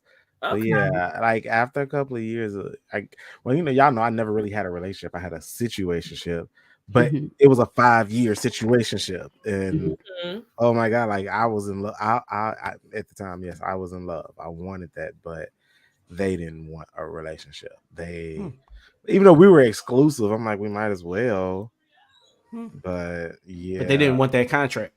They didn't want the title. They didn't want the label. They, the responsibility. I'm too good for them, and I'm like, that's why you get 2 more partners, and I'm just like, you got somebody else. That was my rationale behind it. You had to have somebody else. Yeah. And then years later, come to find out they did have somebody else. So fuck Pisces. It's so I hurt. didn't do nothing to you. We could fight. It's fine. We'll talk about it So later. hurt. Man's always trying to fight somebody. So, all right. So moving on. He said it's 3 different things, right, that'll really make somebody drop their mask in a relationship. He said that's pregnancy, cohabitation, and marriage. And I have to say that is true. Tell a nigga that you're pregnant, and you're gonna find out a whole lot Mm-hmm. about how he feels about you and how he feels about this relationship. Okay. Mm-hmm. Yep. I agree with that. I literally sitting like, damn, Mm-hmm. Mm-hmm. Uh-huh. damn, that's Yeah. those are facts. I got nothing. I got Yeah. nothing. That is 100% true. No. Like you Score, can't I would've. score one for the doctor. Score one for the doctor on that But one. I you got wanted to, pregnancy, cohabitation, marriage. but I wanted to add a caveat to that. Now I agree with what he said, but I also wanted to add to that if one of the people experienced a mental health crisis That's or, what I was or a really serious illness, I believe that will show you who the person is, right? Or if they experience a serious death mm-hmm. and they're grieving, I believe those things will also expose the person that you're with. If you get cancer, that's one of the reasons why I'm always like, I could never be poly, right? Because I'm like, if I get really sick, you want to see what? Who?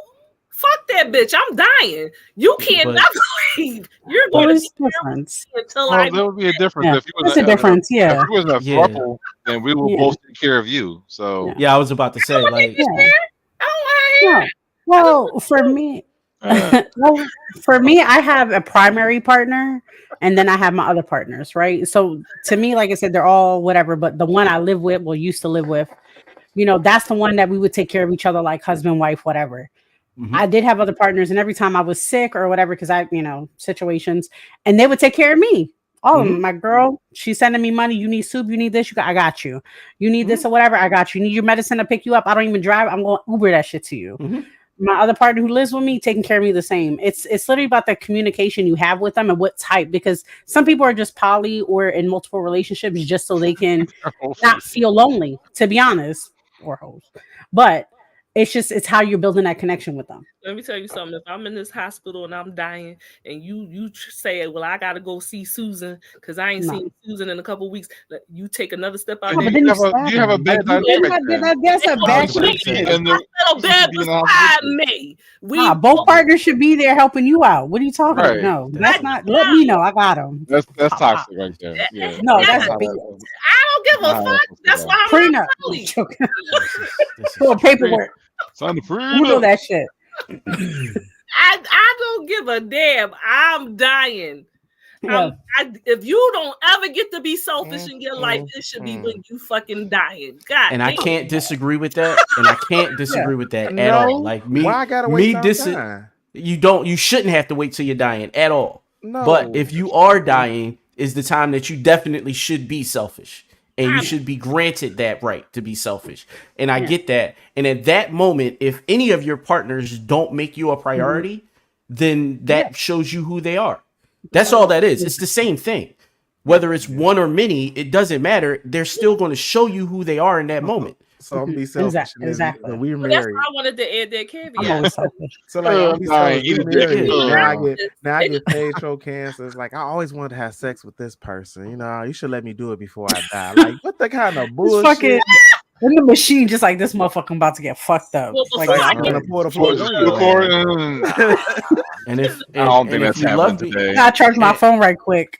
and Nah, if you fuck outta love me, here. you'll let it happen. And what If am you I love me, missing? you'll let it happen. What am I missing? You better. That's horrible. That's the one Sorry, thing. I You shouldn't better say not that. make it through this shit. If you ring Oh. that bell, Yeah, you better die. Like you better die. Like that's it. Like if you No. do it, you better die. If Like you No, gotta exactly. die, that'd be why? hilarious. You go ahead like and do you it, better and then you, hope like, they get don't come up cured. with some amazing cure in the next couple of days, nigga. You better die. Like damn, that is hard. Like, baby, if her pussy cured me, I'm here now. I'm My here. fucking mom. I'm real. Yeah, but Fucking you cheated on shank. me. You cheated on me, okay? But I'm here You for had you sex now. with that not bitch, here, okay? you better not say ting-a-ling. None of that. For those who are not familiar, like when you get past cancer and you make it through. And Yeah, there's the ring bell. the bell. Yeah. So that's why I'm saying it. I When don't you want finish your last you chemo can't play treatment. ting-a-ling-a-ling no more. You can't do nothing. I better not see you shaba nothing. None of that. Excuse me. That's the, That's wild. But yeah, you could even be monogamous. But like, think about people that get into accidents and they lose Mhm. their legs, something like that. Like, you know, you gotta really love a person to be like, you can't Or feel really, really guilty and obligated. One or the other. Ooh. So even if like that's still Or a one mask ten. that somebody can wear. Yeah. It's like I saw I think it might have been actually in your group, Bass, and the man, his wife, I don't know what kind of accident she was in, but she couldn't walk and stuff like that, and he was like taking care of her and trying to help her walk, and she was saying like, you don't love me and stuff, and he was like, I do love you, and he was like just speaking life into her, and it was just like the most beautiful, so beautiful, because I get it. I would feel the same way. I can barely talk. I can't walk.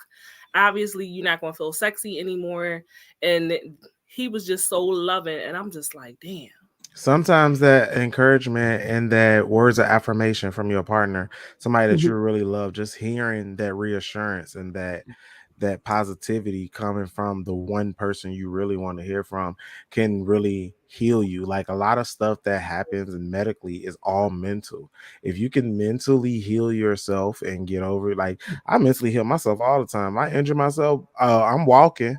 It's gonna hurt, but I'm like, I'm not gonna let it handicap me. So and that's, it's all a mental state. Like you can really heal yourself when you put your mind to it, and just hearing that reassurance, hearing that what's the word I'm looking for, that encouragement, that those loving words from somebody you really truly have feelings for, it can make a whole difference in your health. The same way like them being negative and them being toxic can be bad for your health. It's all the same. So like if someone is in a coma, speaking to them every day can bring them out of a coma, because subconsciously, mentally, they're bringing themselves back to you. Same thing with healing. Like it is, if you can't walk, you paralyzed, but you got that person that love you, that's picking you up, helping you walk, that physical therapy, and that's there with you, you're gonna do it because you have someone that believes in you and that's on your back. Yeah, I agree with you. And also the invisible illnesses. So being with somebody who has depression, or somebody who is bipolar. Like when somebody has a mental health issue, the entire family has the mental health issue. It's not on them. It shouldn't just be on them. You know what I mean? Like we just were supporting Jess and what she was going through with her sister. Thing like the family is there. So meeting somebody that's going to love you through those difficult times and not throw it in your face or leave you. Like I had postpartum after I had my son, really, really, really bad. And I was not supported the way I was supposed to be supported, especially because I ain't want no more goddamn kids. And I was asked to have that baby. So I know what that feels like to not be supported when you are going through a mental health crisis. It, like I said, the mask comes right off. Especially if you are the person who takes care of everybody else. And then it's like, okay, can somebody take care of me?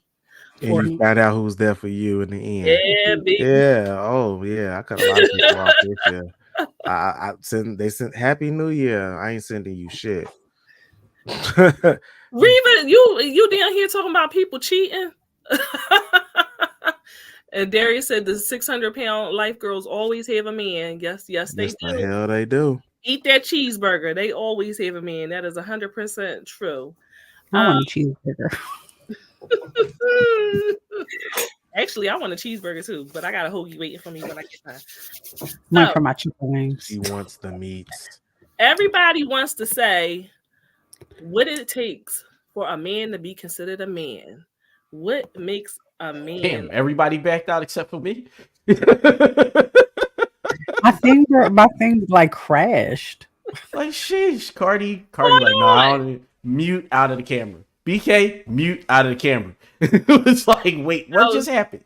Cardi had to go be a daddy really quick, so I understand that. I don't know what happened to BK. One of his You know, paramours might have ran in the room. Who knows? Okay. But they want to say what it takes to be a man, what takes to lead a household. Mm. Okay, which is different depending on the person. Jazz, I'm gonna ask this to the lady. Okay. What do you think it takes for a man to be considered the leader of the household in your eyes?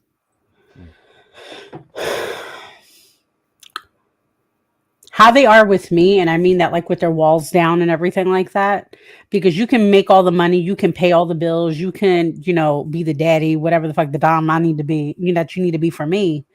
But and the leader I need you to be. However, if you can't communicate with me when you're struggling, when you need help, when all that stuff, I can't, like, not to say this in a harsh way, but like I can't respect you or see you in that false light. You know what I mean?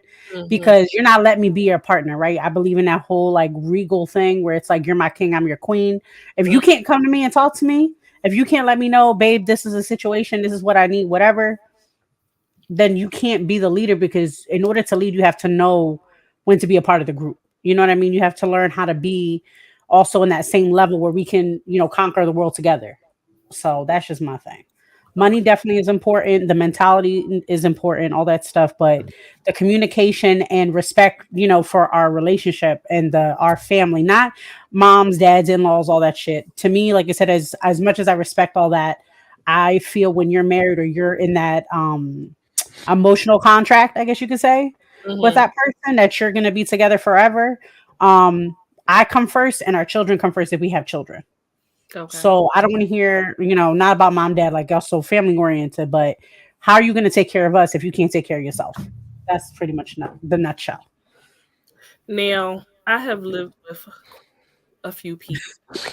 Sal is ridiculous. I'm sorry. Isn't he? Like, a lot of times I'm laughing. I don't want people to think I'm laughing at what they're saying or being rude. I'm laughing at the shit that Sal is saying in the goddamn comments. If we can share EBT or food stamps together, then we got a man. I'm with that, because if you get EBT and food stamps and we live together, you better buy food for both of us and not just you. Listen, but I can't get none of those things. So I wish. Oh my God, just what I wouldn't do for a food stamp. Anyway, It's $200 a month. That's all I want. So, all right, I've lived with a few different people, and like, ironically, I am very domestic. So, like, when I was home and like they were working, and I left my job to stay home with the kids because we had a house full of kids, his kids, my kids, our kids, right? I made sure, I felt like I have to make sure the house is clean. And I have to make sure, like, if you worked all night, if it was his time to work at night, then I tried to make sure he had some breakfast. Like, if it was on the weekends, if he was working, during the day, then I try to make sure you had dinner when you coming home. Trying to make sure the kids were good, the house was clean. Like, I felt like that was my job. I like to do those things. I very much like to do those things. But I don't want to feel like a slave either. Like, I would like a man who also I see that you're sick. I see that you're not feeling well. I don't mind cooking. I don't mind taking care of the kids. Actually, I find it very attractive when men are good fathers. So if you're really good with the children, your active participation, like, that makes you a leader alone. You could do whatever you want if you step in and you are interested in helping them with their homework and teaching them things and planning outings with just you and them. Teaching them how to clean and do laundry and stuff like that. Like, you know what I mean? If we're both working, then we both come in and be like, okay, well, you got dinner, I'm going to clean. I'll take such and such to their practice if you get them up for school. Like, but isn't it supposed to be like that? Help me. Yeah. It's supposed to be like that. All men don't think like that. Exactly. Some men think, especially if. So, question: is it the man's fault if the woman let him get away with it? Yes. You are responsible for being a good human being, right? Now, don't get me wrong. That doesn't take away their accountability, right? Because the person can see you what you allow them to do. I strongly believe in it. So they're accountable for you do that to them. but Mhm. you're also accountable for being a trashy ass human being. Right. Yeah. Both Well, both should be true. Mhm. I don't want people, and there's some gender roles I do believe in. Like, don't see me out. You bet I'm not shoveling snow. Yeah. I don't take out trash. I I'm don't. not shoveling That's not my job. I'm not taking out the trash, and I'm not doing the yard work. I mean, I do Oh, flowers yeah. and stuff, but I shouldn't be doing the yard work. Like, I'm gonna tell y'all now, that's the part I hate about living alone the most. I like living alone until it's time for that grass to be cut, or But I'm paying for it to get done because I'm not. because then the creepy neighbor around the corner, he knows that I don't have a man in the house, so then Mm. he comes to Mhm. you need me to cut the grass for you. You know, I'll cut the grass for you. And like that would be fine if that's all it was. Mhm. But it's like, you look so good. I had a dream about you the other night. Motherfucker. Yeah. Kid, I'm just cutting my grass. I'm just paying cutting you. my I'm grass. paying you. So can you keep the lewd remarks to yourself? Now, but this is my thing. If you my man and I'm telling you that this nigga comes to my door That's and it. he wants money to cut the grass, but then he's also always coming on to me and saying shit that makes me feel cringy, then I feel like you're supposed to be like, don't worry about that shit. Tell him that I'll be over there to take care of it. Exactly. When I notice that I'm telling you this and you don't come take care of it, I'm not gonna lie. Mhm. A little piece of me that loses a little respect Right. for you. Sorry. Mhm. It's a little piece of me that loses respect because I'm telling you this nigga makes me uncomfortable. Well, that's why I say about being inspired, right? Yeah. So if I'm telling you my situation and my struggle or my discomfort, and my partner doesn't go like, "Okay, don't worry, baby, I got you." They don't even gotta tell me what they're gonna do, but they say, "Don't worry about, it, I got you." Cancel Right. that man. Don't worry about it, or Right. cancel that person. That's again same situation. I'm just like, okay, so, and this is a struggle I had in past relationships too, where I'm just like, so at this point, I'm the man in this situation, Right. which is which is not a problem, but at the same time, don't expect me to treat you in a certain way if I got to be everything else in the relationship. If I'm the mommy and the daddy, why the fuck am I the mommy and the daddy and still treating you like the daddy and the king? That's not respect. That's not cool for me because now I'm doing everything. And I love domestic shit. I love cooking, clean. I cook shit from scratch. Like I do that shit. How about that? I Do you, fucking do you sew, knit everything. I used to sew my ex's shit like all the time, like hand sew that shit, like some grandma watching some TV. And it's a situation where like, but if I'm still the situation where you're not taking care of me in that respect, where I'm telling you, yo, babe, I'm having a situation, and you're just not inspired or not even like, don't worry, baby, I got you after. What's the fucking point? What am Yeah. I doing for you? I could do that for somebody else and they Yeah, respect me more. that's just a bum at that point because it like, do you like subscribe to gender roles in a relationship? Do you like believe in that? Me, I think it's a cultural thing. So like for me, there's certain things we're supposed to be doing, but I never put it to like, this is why I'm gonna leave that person. Right. I'm never gonna be, it's just a situation. Hey, like I let partners know from the gate. If we ever live together, my whole thing is I'll take out the trash, I'll do the dishes, I'll do whatever. However, if you're here and you're making a mess and you're doing something, take a bitch's trash out. You know what I mean? Because I hate doing that. You know that to me, I don't want to do that because that's not my role. And I hate saying it like that, but it's not my role. If you're in my house and I'm paying rent and I'm doing all this, you can at least take the fucking trash out when you stay in my place. There's And, a word I like to use called helpmeet, right? Like you're supposed to be a helpmeet. And I try to be a problem solver for whoever I'm with. If you come to me and tell me that you have a problem, you don't have to ask me. I'm already in my head trying to help you fix it. If it's money, I will try to figure out a way. If I can't give it to you, to try to figure out a way that you can get it. This is a program. You could do this, that, and boom, boom, boom, boom, boom.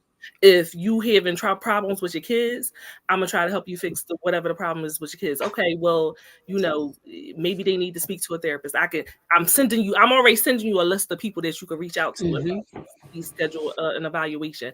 Like I am a helpmeet. I'm naturally going to help you. You don't have to ask me. But when I see that it's not reciprocated, that's when it's a problem.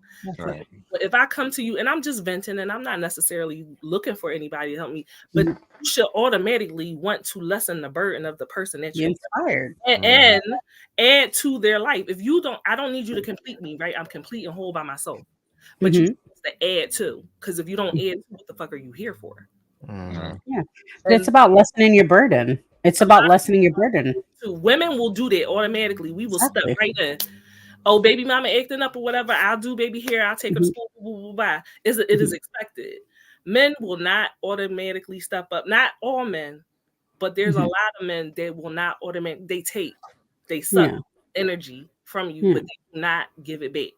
Mm, And that is what's fucked up. yeah. Do you think that's though due to upbringing and stuff? Like they're not usually, like just from my Most experience, likely. they're not taught that half the time. As women, we're taught to be Yeah. the problem solvers. We're taught to be, I'm about to you say, know, you're gonna be a little mommy one day, right? You're gonna be that person who has to solve these problems, who has to do this stuff. Where the men, like I said, their only role at the time, you know, from my experiences growing up was your job is to pay bills, make sure the kids got food, make sure the wife got food. You know, wife is handling the budget, but you got to bring that budget to her. You know, you got to take care of all this stuff. It doesn't matter if you're tired, doesn't matter if you're, you know, you're sick, whatever the case. So I feel like they take it, and again, this is just me from experience, where they were like, when I'm sick or I just don't want to do something, I shouldn't have to, because they're not taught that.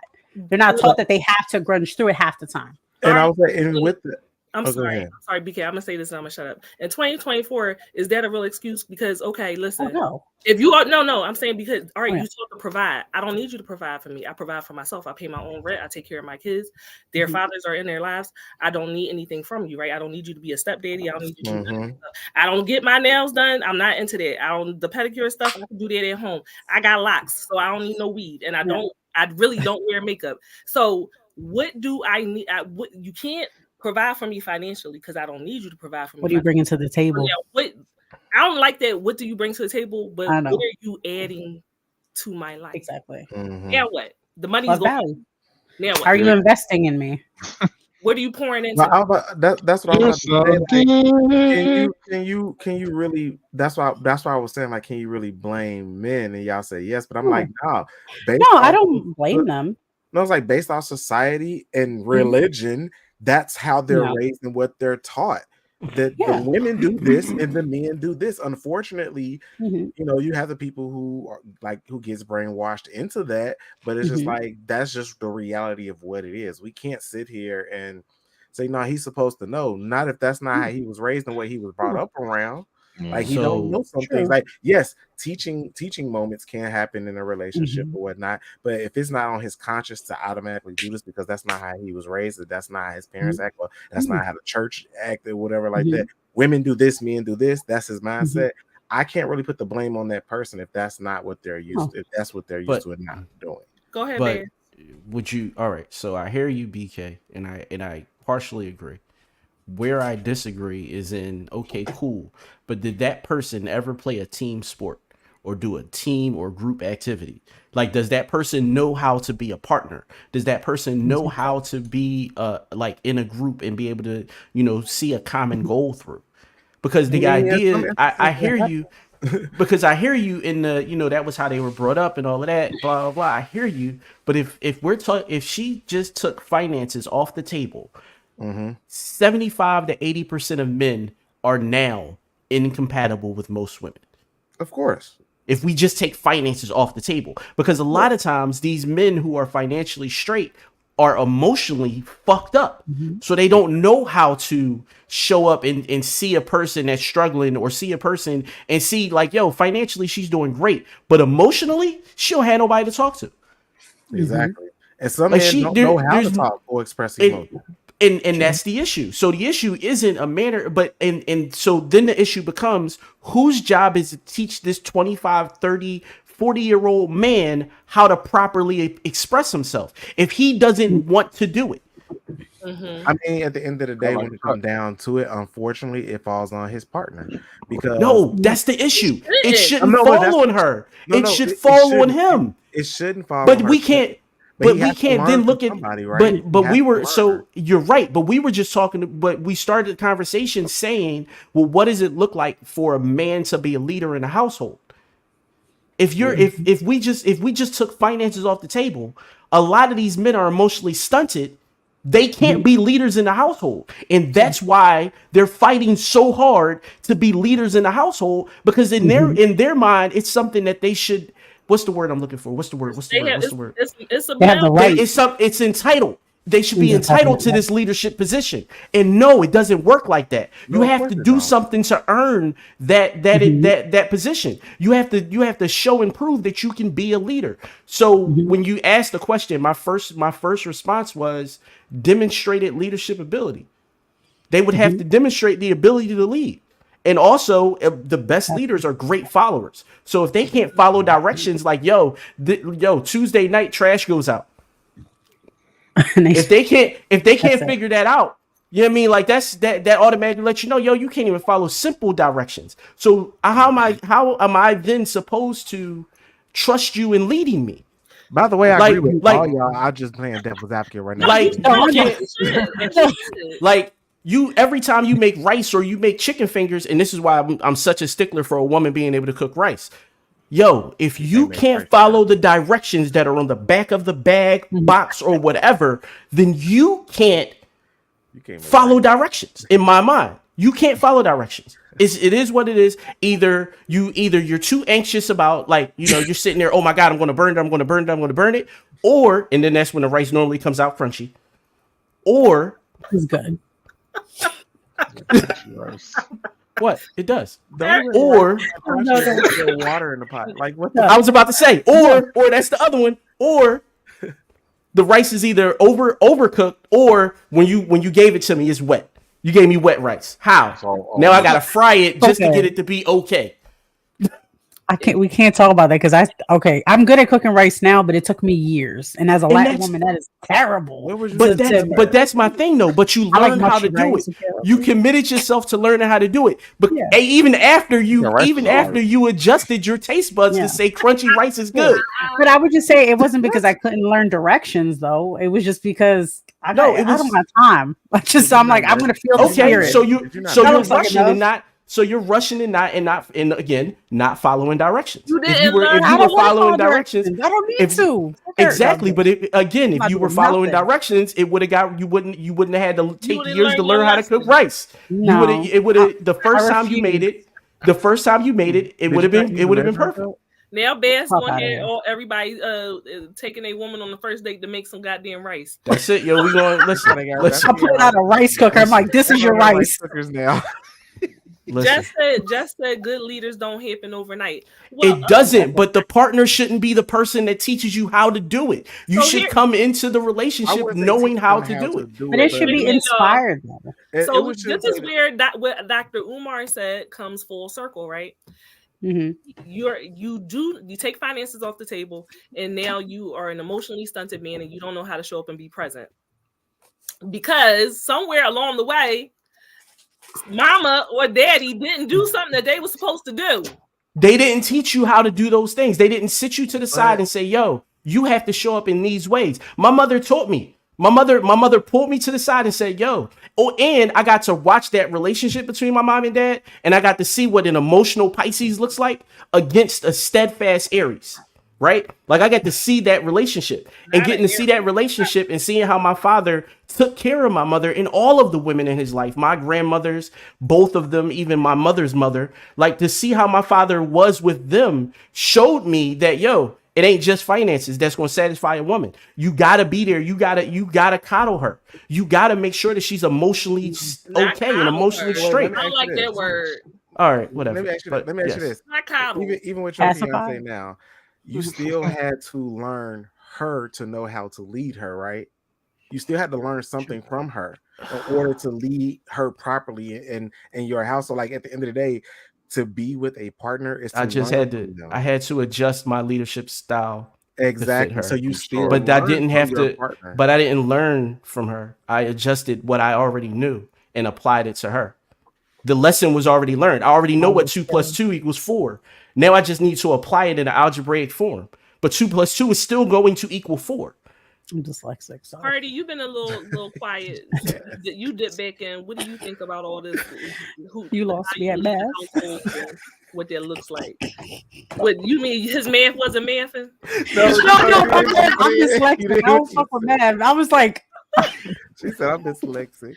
You lost. That's why she burnt the rice. No, my rice was way. It was worse. It was raw. It was crunchy. No, my rice was good. It was overcooked. I made pretty much porridge. It was good porridge though. Wow. Mm-mm. No, I made good rice, and I learned from making rice and peas. I'm just gonna say that. You live and you learn. Go Yeah, ahead, because you didn't want to. You didn't want to overcook the peas. No, Cardi, man, because I don't want to get messed up by Jamaicans. I was gonna get fucked up if I fucked up their Girl, rice. never again with Pisces. Something is on my Cardi. You This is like were the fifth time you've been talking shit about Pisces today, BK. What do you? That What did I do to all you? the That shots was the in. biggest and worst heartbreak. It's because we burnt rice and fuck up rice. Is that it? One of many things by Pisces. Well, that one First of all, person- maybe he just flirting. That's how he flirt. Okay. Oh, He is way too old to be flirting like that. Let me tell you something. One thing I can agree about Pisces is they have the best sex outside Libra. However, them some fucked up individuals. Yeah, they got issues. I can get on half of that. All right, y'all. Let me let Cardi answer real quick before we move on. What do you got to say as a person who was married and was supposed to be the leader of a household? You can't have two leaders. Okay. You can't. I mean, But you also have to be qualified to lead. So that's what I'm asking. Like, what did you exhibit to make you be the leader of the household? I hate using that as an example. I hate that whole situation. But I Oh, can child. tell You were married. I'm just saying. Yeah, so I don't even want to speak on that, but I can Okay. say What did afterwards, you learn? I've learned to be a better leader. And what that looks like is also I took that what I learned from my marriage, what to do, what not to do, and also from my father, what he didn't do. Those things combined helped me to be more present as a person, let alone in my partner's life and in my children's lives. But just making sure that structure, discipline, and just to move with purpose will definitely lead you to wherever you need to go in life. And that's either just as a person or you leading your family or you just trying to lead a squadron. That's just what it is. That's the things you need, and just to handle adversity with tenacity. And that what makes a good leader. You have that, no matter who you lead in, people are going to follow you. Okay, So- haircut, Cardi. I really Wisdom. think you cut all your toxicity off. That's so interesting. No, I told you it comes off. Things different. He shedded his skin. So, moving on, another bold statement that was made was that Black men have stripped Black women of the sacredness of their vagina. Oh, fuck this conversation. Explain that. That makes sense. They only look at the vagina as a pleasure source. Okay. They take the sacred when they say take the sacredness away, we give birth. The vagina helps us to give birth and things of that nature. We're the mother of mankind, blah blah blah blah blah. Okay, so Black men have reduced, because he specifically said Black men Said Black men. reduced the vagina, You have a clip?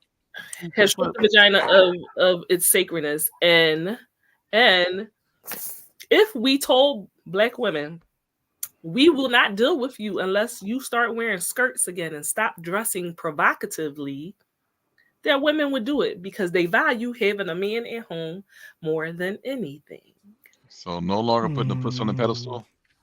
I got a couple of points. No, you would be putting it on a pedestal, but not viewing it as solely As a now, beauty. the way that we look at pussy as not being sacred and just a dime a dozen.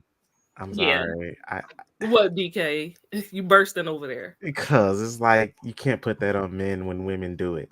Like at the end of the day, if they throw themselves out there like that, aka ugly red, bend that ass over, let Not that ugly breathe. I mean, they call her sexy, but there's nothing sexy about Mama it. ain't named her sexy. And you also got artists who rap about this. Let's look at the song WAP, bitch. What the fuck? Like, if you put yourself out there, I mean, I get it. You want to put the power of the pussy. Women themselves are be valuing but women put themselves in. they put themselves out there like that in a way to where men gonna look at them like that. It was a survey done on the other day on IG.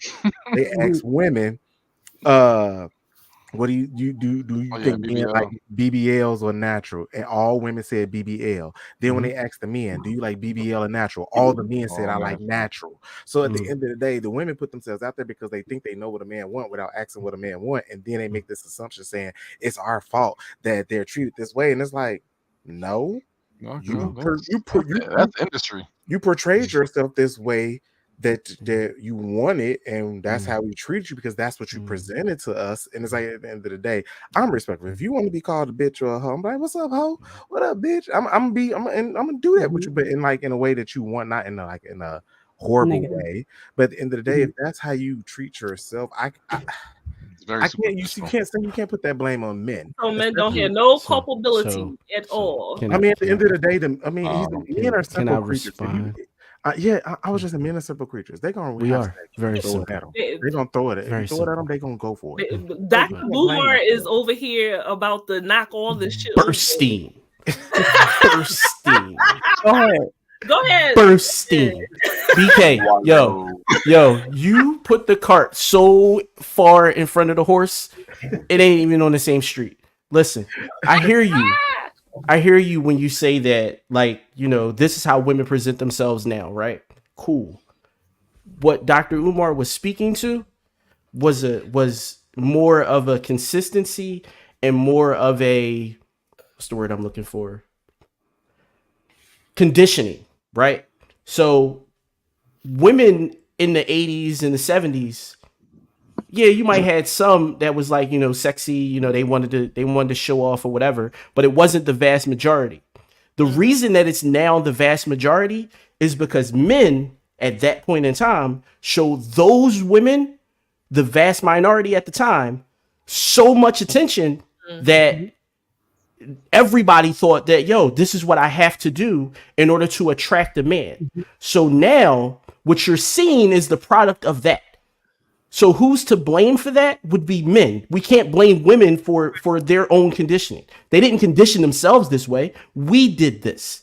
Okay, so let me ask this question: the women who they portrayed like that, they weren't even married to women like that. Their wives that they're married to are complete opposite of the women that they portrayed. Exactly. Exactly. That doesn't Exactly. But monogamy was forced onto a people. So monogamy is now being forced onto the people. The problem with that goes to you just saying they were married to plain Jane. Yeah. But what they desired was Mary down the street. Yeah. Right.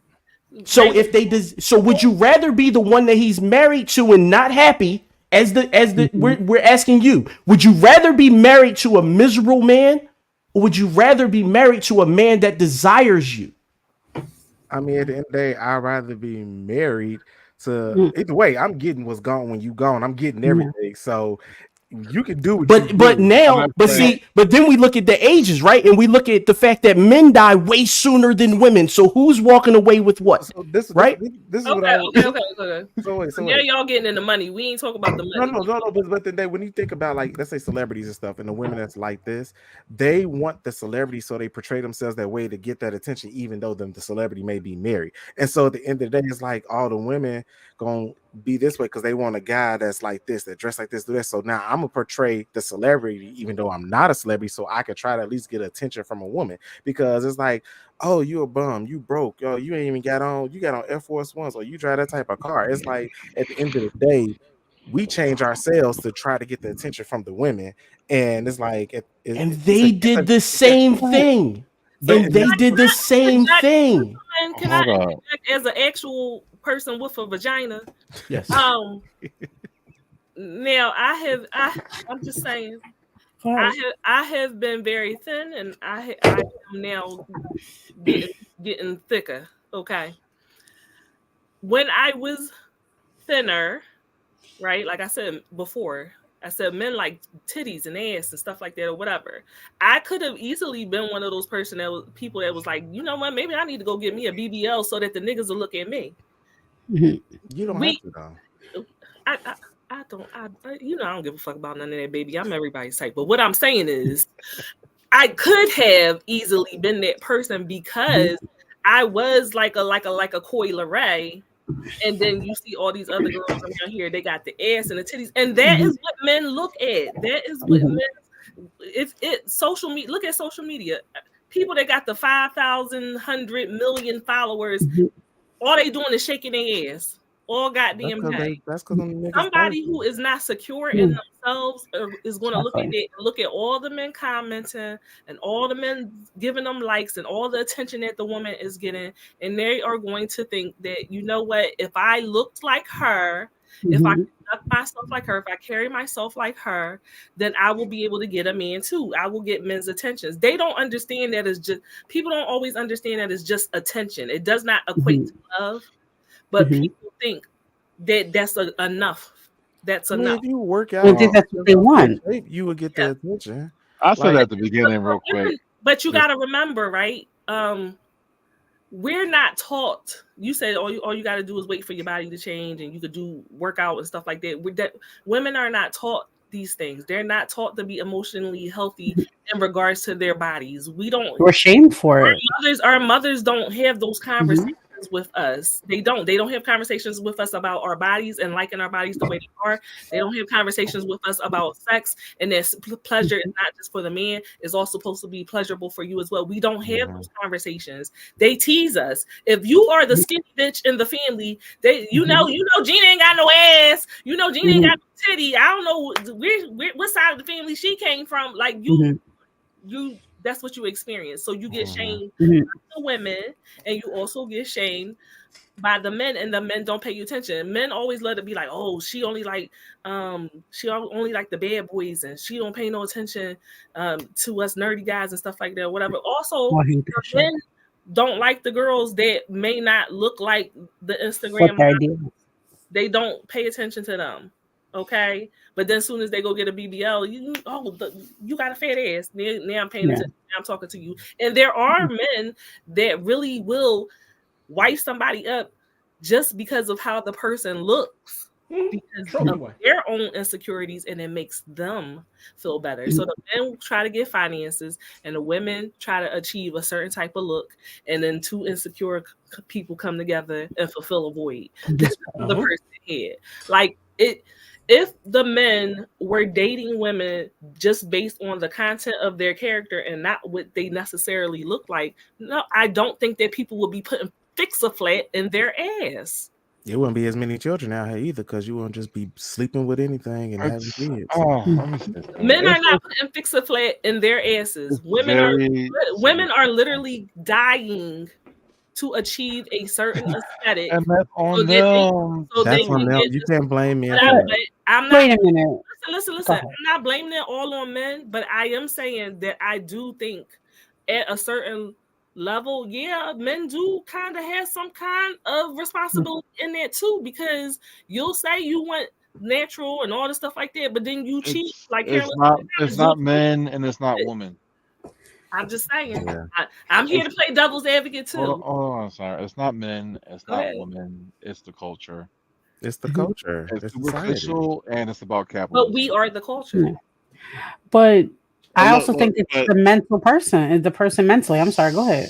I know we are the people, but we have been controlled. We're the people, but we are not in control. It's the people that run the capitalism, who put the media, who put people in certain places to influence the weak-minded people, which would be black people. So it's not on us. As the folks are being used to portray this certain lifestyle or this certain look, that we're so dumbed down enough that we have to figure out, we must be looking like that to get this amount of attention. This amount of attention will equate to this amount of likes. This amount of likes will equal this amount of money. Isn't that what America is about? And that's what America is. It's just capitalism. Folks will use whatever they can to get what they want at any given time, be damned the consequences. So I can't say it's a man problem, it's a woman problem, when the problem is fucking attention and money and greed. I mean, that's what the movie American Fiction is about. Like, they literally talk about, like, you have to do this in order to to I gotta watch Like that. you don't see these issues in other parts of the country. Like you don't see folks in Europe getting BBLs or like small places or no. getting these works But done you or have even Korea changing everything about themselves to look alike. It does happen in every culture and everything. It's a yeah, in situation of in your some mental, form. first of all, definitely. But it's like, in my opinion about it, as somebody who has always been a bigger woman, who is pretty much like the black sheep of the family as far as looks, attitude, everything, right? Mhm. So I'm already in being turned down by partners I wanted or potential partners I wanted because the way I looked, my attitude, mind you, compatible 100%. And the fact of like mentally games, nerdy, all that shit, like we're great, but oh, I don't like you because you're a bigger girl, or I don't like you because this, that, and the third. You maybe your titties ain't big like your mom or your sister, or your ass ain't that big like your cousin or whoever. And that's just saying just because of the connection, right? Of like how the body's supposed to grow into itself. Yeah, But it's also about Asian the folks. Yeah. mental. Hmm? Yeah, But Asian it's and also Korea about has that it mental. bad. So like Jamaica, like Caribbean folks are Yeah, bleaching their skin. Folks in yeah. Asia, they're making their hair look like black folks, so they're doing a whole bunch of shit to Oh it. yeah. Like folks in It's different cultures are looking at different trends and things and wanting to yeah. be that. So just No, not exactly. looking into it's Well, fucking crazy. And I think it's our job as adults and especially as mm, parents to navigate that space and be like, hey, this is why I don't let my kids listen to that garbage crap on the radio yeah, or say them crazy ass hip ass sayings because this shit is yeah. superficial and But that's isn't it more not about what you mental listen with to. it You an though? old man, Cardi. You be like, you can't listen to that shit But on it's radio. No, for real shit. Like I go don't let ahead. my kids listen to sex. My child loves jazz. Like I got her into Oh, I love jazz. that My music. baby don't listen to no rap, no like sexy red or anything. But if we are listening to rap, it's gonna be something that's like knowledge based, So, like so let someone me who's actually spitting something. let me ask you a question because she's just now starting high school. Okay, you about to go on a bumpy ride. Yep. What will you say if you open the bedroom door and you hear her listening to Sexy Red? Turn that shit off. Dad, One, you don't understand. You're old.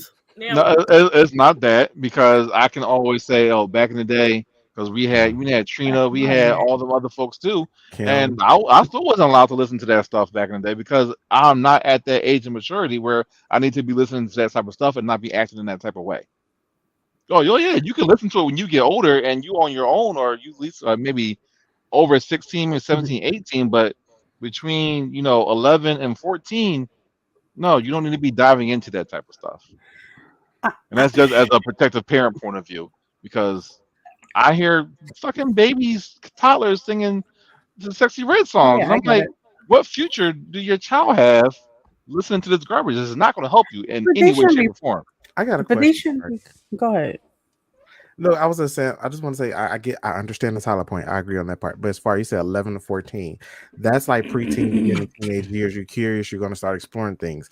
Would you rather cut it off at home and let her explore behind your back in the streets with friends and at school, or would you rather it happen under your roof where you can supervise it and teach while it's happening? Like, I would like to do both. So whatever she brings home and listens to, I can always have a conversation with her about it. Like, hey, this is pretty much crap, or if you like it, I can also show you some other things that are like it, but not as graphic or not as Mhm. harmful to your fucking psyche. Because you listen to that shit all day, No. you and tend to fucking believe it, and that's real shit. Like niggas out in the street who listen to that shit all day, they end up being like, oh, you from Chicago, you know, mhm. like your mama ain't raised you like that, but you out here listening to this music, gang shit all fucking day, and next thing you know, you think you a killer thank for you. no fucking reason, and then you die. So I hate to say it like that, but it's the No, no, fucking no, I get truth. you. Like Um, Get folks you get big for gassed up. bitches. Yeah. let me go into comments really quick. Carolyn said men will never cheat on you with someone like you. It's always the opposite. That's Uh, actually not true. That's I not Men will true at cheat all. tell with you the what Carolyn men said. will cheat with the cream cheese sandwich. Like If I you said, had a twin that was exactly the same, yeah, I yeah, hit it. he would like what he would hit that Nah, too. The fuck? Mhm. Facebook user said, I like big butts. The song doesn't specify natural. Women do a lot to be appealing. Rockstar said, motherfuckers always love save me. your money. Or anything they be in my face. Never thought about buying a body. Rockstar, that's because you're not insecure. Um, it took me 4 kids to finally get weight and keep it up. I was so happy. My ass was huge, and my mom still always says I have no ass. My whole family look at it. But Rockstar, I do see you posting like you wish you had more weight on you, which I completely understand because I was your size before. So like you can't say entirely like you don't have like thoughts and feelings on not being as thick as other people, because you do, and it's only natural because that's all we see. Negus, hey Negus said, call Cynthia G or General Sarah. Why you guys got black men preference here? Okay, never mind. I don't know who this is. Yeah, they were saying a lot. Yeah, what it's saying. Yeah, they're just talking. And okay, that's a lot. Ty said, on a happier note, interestingly enough, we both have 2 girls. All 4 of them are different shapes, sizes, and personalities, and we make sure they know how great and beautiful they are and encourage self-expression, even if it's not the norm for most. Y'all keep doing it, but also know that teenage girls are interesting. They are very easily influenced, and You gotta guide them. no, you do, but high school is a lot. Carolyn said, hold it, Asia be like that, South Korea has it bad. I think that's what we're talking about. Talking about different things that go locks and getting afros. Yeah. Well, Wow. none but plastic surgery. And Carolyn was like Boomer.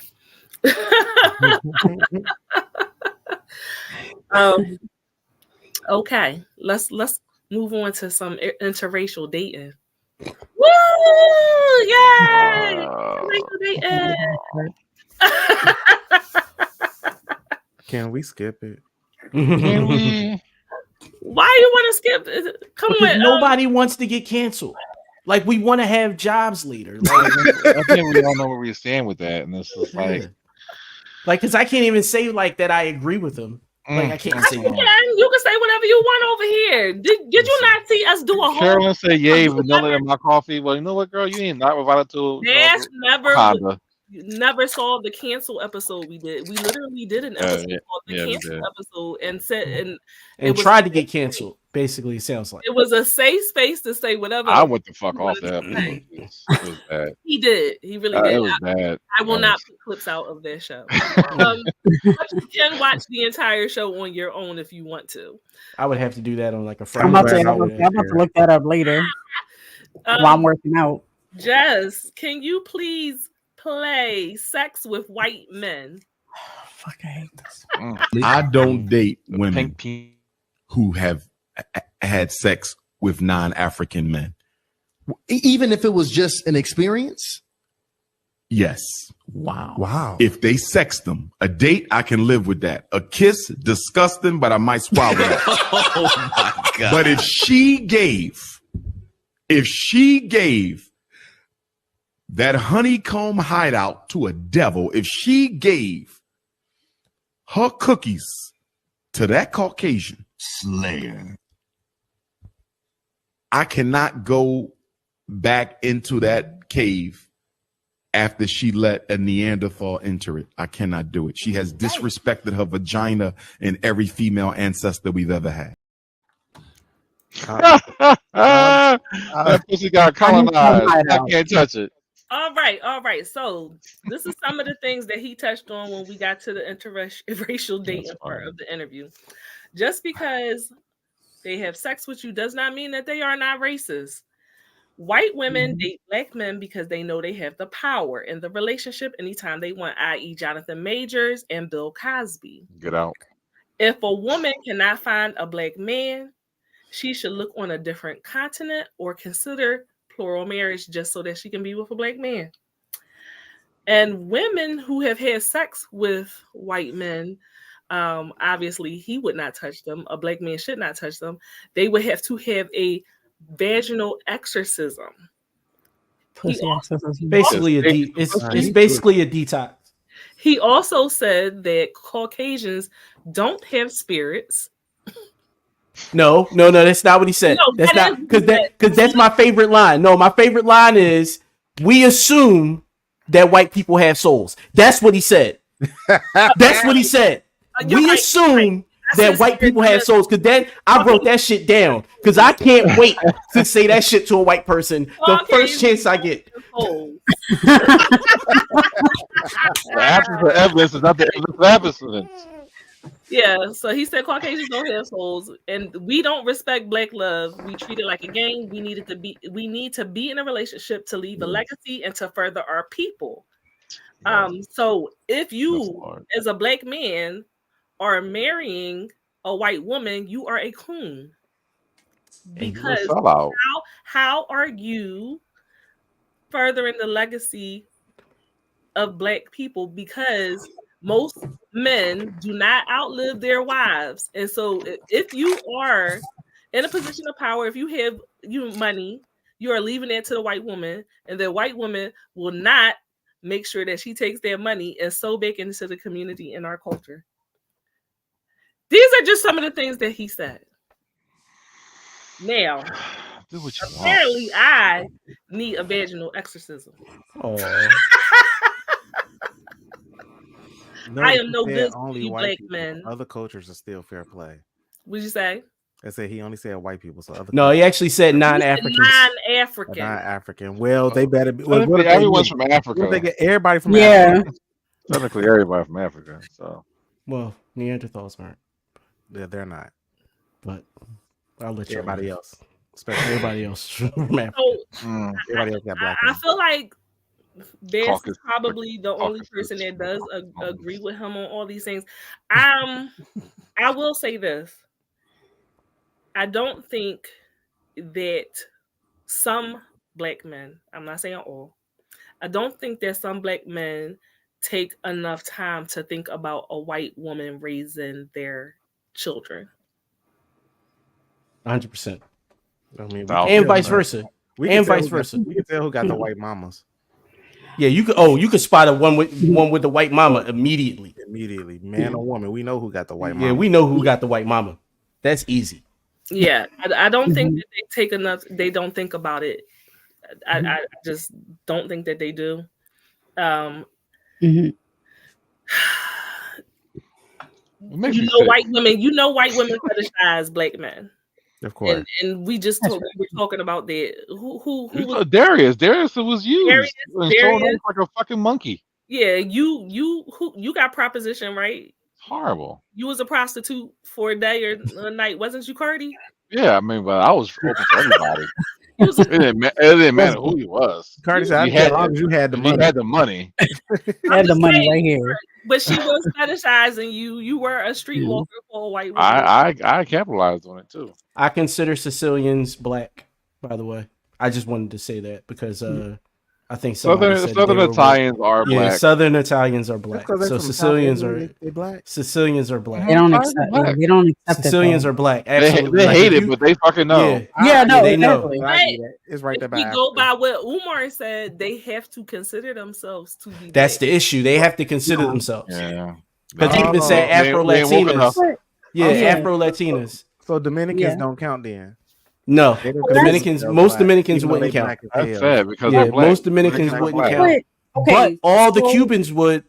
Even the light-skinned Cubans would count. No. Stop. Okay, respectfully, as a Puerto Rican woman, as an island woman myself, who deals with the Caribbean problem, like the Hispanic, Latino people, there is a strong thing where but they do not want to acknowledge. They don't want to acknowledge, even if they have darker skin tones, the different hair, whatever the case, they will definitely say, oh, I'm not. I'm only Puerto Rican. I'm only Dominican. I'm only this. I'm only that, because it is ingrained in us. I remember like growing up, even just being on the island on the summer and just wrapping my hair up. And they were like, oh, you can't do that. And I'm like, what do you mean? They're like, oh, because they're going to think you're Black. And, they're going to pretty much like the way it came off to me as a child was like, they're going to stone you down here because you're acknowledging that fact. So a lot of them do not accept it. Like I consider myself Afro-Latina because of my background. However, there's always an argument with my own family, with people, other Latino people, where they're just like, yeah. And I would break it down to them. And I'm like, well, do you know where your family comes from? Do you know where your ancestors were? Do you know what connection for that? And they're like, oh yeah, no, still I'm Spaniard, which is white. I'm Spaniard. I'm like, no, the fuck you're not. You're not. You're part not white either. You're in a slave. Yeah, no, exactly.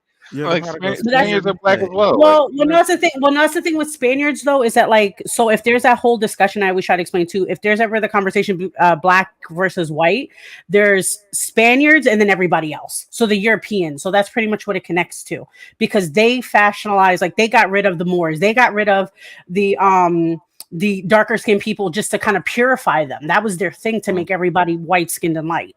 That was their whole, that's why a lot of like Hispanic people sometimes have red hair, and they're like, oh yeah, we're the prize person because we're so close to the root. We're so close to the white root, the Spaniard root, which is weird. So I'm not going to get into that right now. But it's the fact that they don't acknowledge, even if we are your blood, like you do the DNA test and it proves like how close you are to Africa. They're like, no, I'm white. It's safer to be white than it is black. So No, exactly, because you feel like you get more privileges. Same thing with Cubans. Like that was a lot of issues I had with a lot of Cubans I was friends with, because they're like, oh no, we're not black, we're white, and I'm like, I don't think so. The same thing with Dominicans. I don't think so. I don't. Black ass Cubans and Dominicans out there trying to play that shit. I know, like, no, I'm white. I'm like, are you sure? They be darker. I'm not black, bitch. What am I? It's ignorance all exactly. So, do we think that black women, because statistically speaking, there's not equal amounts of black men for all the black women? Do we think that women need to be starting to think all these outrageous ideas outside the box to try to find themselves a specific? You know what? I want to say no, and the reason why I say this because that kind of falls on us. If we were better, hopefully, if we were better candidates, then this wouldn't be a problem. You wouldn't have to outsource dick if we had our shit together.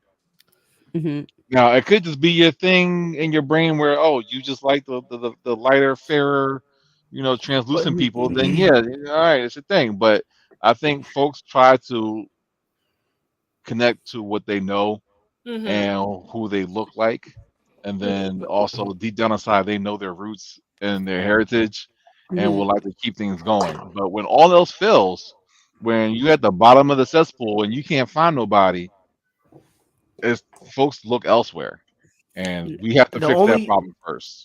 The only thing I have to say to that is numbers still gonna be the numbers no matter what.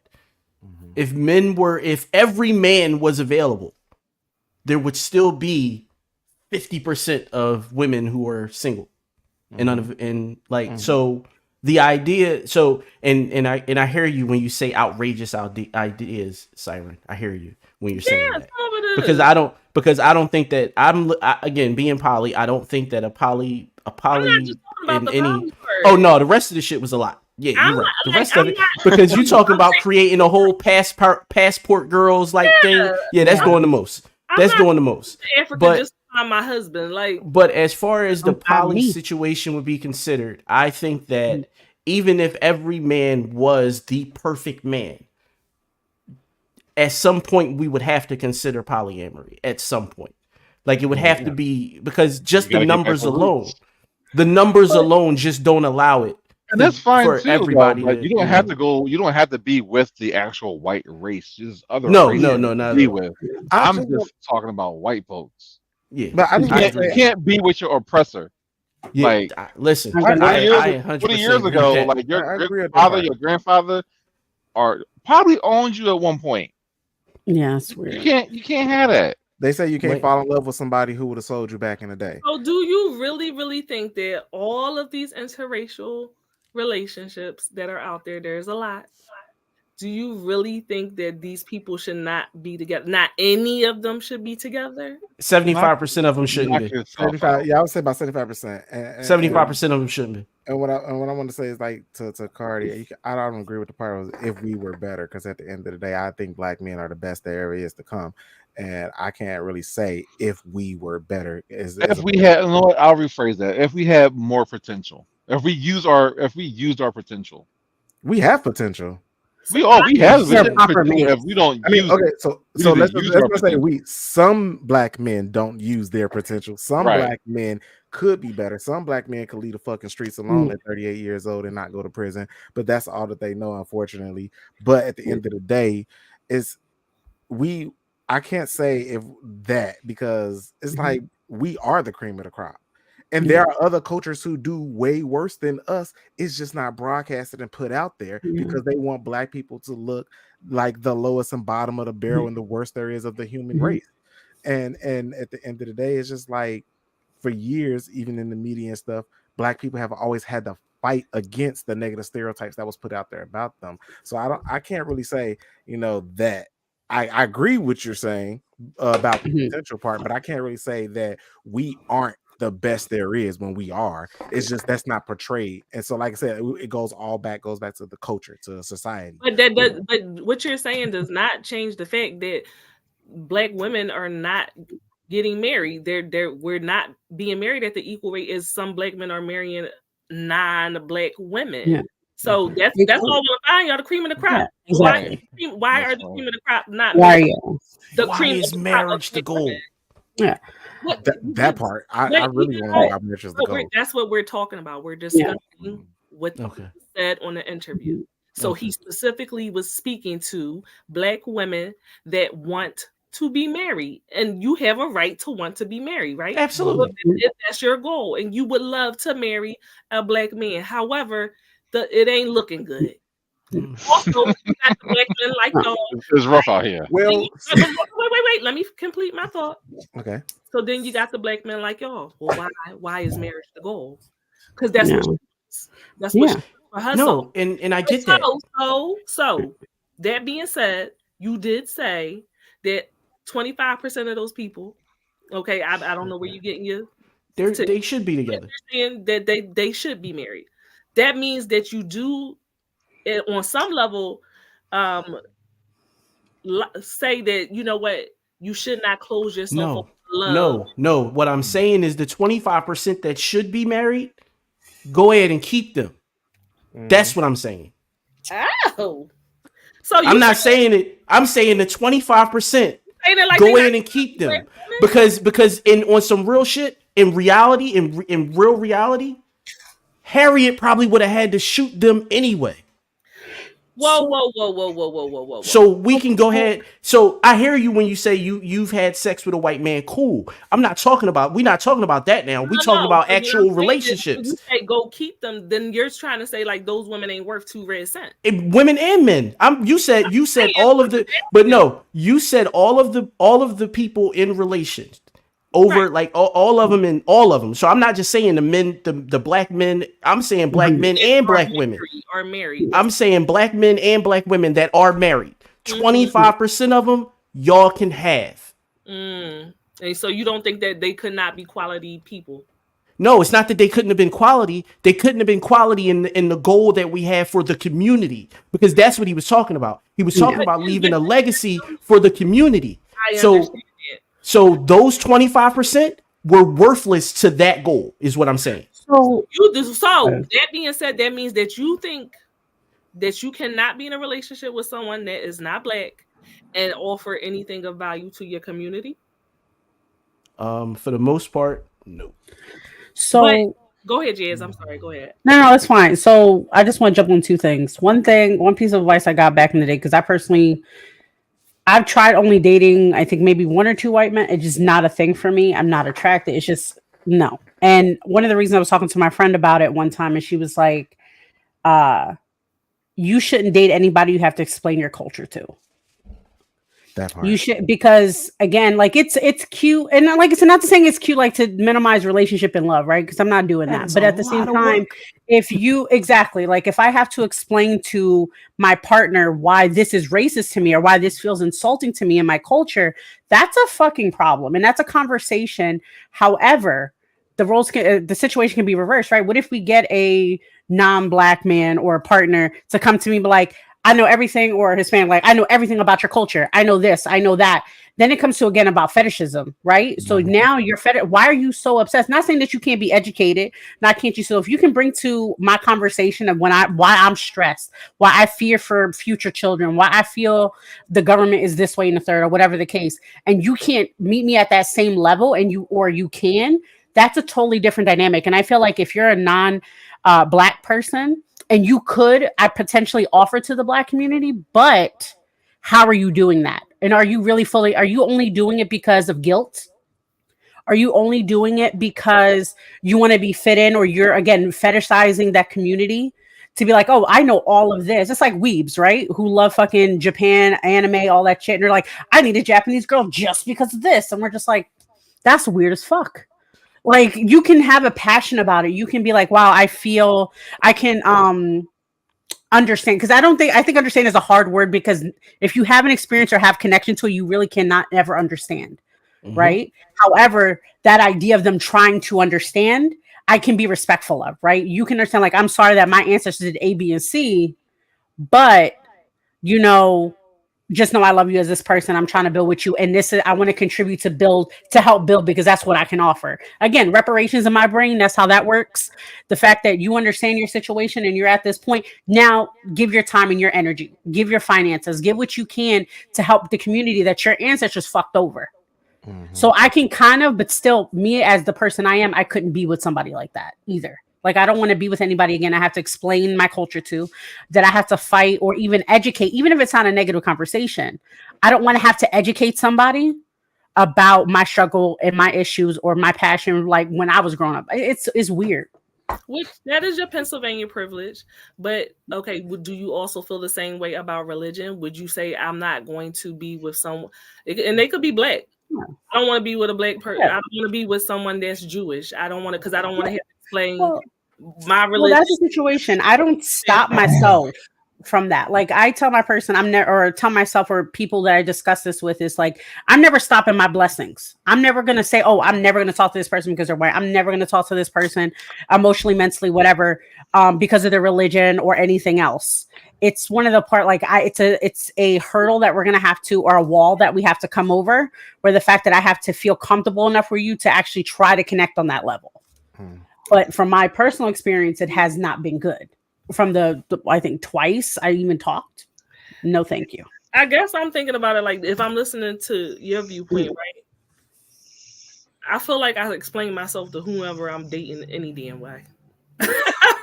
So that's incredibly racist. That's why I was laughing. Sal is over here just. Sal says, I want Muslim girls so she can just buy me some Muslim oils. Like, that's the dumbest fucking thing. Like, I get that you don't want to explain your culture and everything like that. Yeah. I get that, but also we could be of two different religions, and so I would have to explain to you. I have to explain to people, why am I a witch? Why are you a witch? I'm Haitian. I got to explain things about Haitian people. I have to, there's a number of things that you. It's a culture barrier. Yeah, but I think it's different between. I think there is a. No, I just think that there's a difference between explaining cultural significance and explaining everyday racism. No, because black people are ignorant as fuck. Bro, they say I literally had, and no shade to the couple, even though we ain't cool no more, lots of love. But the fact that I had this former friend who's a black woman had explained to her white boyfriend about Black History Month, and he was like, and I remember the comment was, so how do you guys celebrate? Do you guys sit at the back of the bus or something? And her reaction was nothing. Ass whooping. No, like at that point it's punching me in the face. And I'm just like, hand smack. And wait, so listen. So she had no response, right? She had no reaction, right? To from what she told me, mind you, at that personal level, it could have been something different versus girl talk, where she told me, but she made it be like, it wasn't a big deal, right? To him, and that's why they can keep the 25. That's why. That is why, because that didn't get her mad. She can go with the rest of them. They do I hate interracial relationships that when that shit happen and the black person don't say shit, I'd be like, what the fuck? No. But he went on to make a really good point that there's a lot of people in the conscious community like that are dating others. Yes, right? They are. So-called woke people are dating others. But they are so-called the voice of the culture. You can be allies. I think they're plants. Yeah. I think they're plants. Mm-hmm. Yes, because if there's anybody, what's the easiest way to manipulate someone? Especially someone that's married. fuck The 'em. easiest way is to go after their wives or their husbands. That is the easiest way to manipulate them. If you have someone who has a voice, who can clearly get a message through, then yes, by all means. And that's why I'm super glad that LeBron's mom was like, no, you're not marrying no white devil. Super glad about that. I see Dr. Boomer now. It's I coming. do think that Kanye would be in a different place if his mother was. Wholly different place. Wholly If different Donda place. never died, if Donda No, never died, never, him and not Steph even. would've We ain't been even together. got to go. I don't even want to go that far. No. I want to go before that. If he would have never broke up with the chick that was with him when he was in the accident, That. Let's think hell, about it. if he would have went to a black woman after that, No, Kanye is successful because of his mother. We all know Yeah. Kanye is mental. His mother kept him present. Grounded. yes, She kept Yeah, him in the moment, like, hey. I love what you're doing. It sounds amazing, but I need you to focus. yeah, but She didn't allow him to deviate, and yeah, but that's she why also he got didn't set him up with someone Yeah, else off to the rails. continue the job, and I that's mean, the issue. and that's Sometimes all you got is your mama. I mean, that's all he had was his mama, and he explained like all he had in his life was his mom. He had nobody else. That's the And problem. unfortunately, like I don't know what happened to the other family, but sometimes, yeah, Kanye was literally is still one of the greatest rappers and producers of all time to me. I don't care what nobody say. He's what he ran about is ran about, but when it comes to music, that man is a genius, and he got as far as he did because of his mother. So props to Donda. Props to Donda. Donda West. Rest in peace, Donda. If you wasn't trying to get a BBL, His new wife. On. What? That's also true. It's very true. I was but about to say that. it's How it's she so died. true, but it's so not right. All right, cool. Then we I won't wouldn't talk do that. If about my it. mother asked me, "Hey, can I get this little nip tuck?" I'm like, "Nope." I don't Nope, think I can pay you an awesome trainer. I was about to say I don't think he knew. he didn't know. He didn't know. Yeah, I don't think he knew. He had nothing to do with it. Yeah. What? I don't know. Well, She he was doing it for herself. She went. Yeah, was she doing it just for herself, or was she doing it because she was now in Hollywood and around all these people that's? I would have thought that, hey, son, I'm going to get this procedure done. I would assume they were so close. She would have said something about it. I don't think that he would have let her fly to wherever she flew to get it done.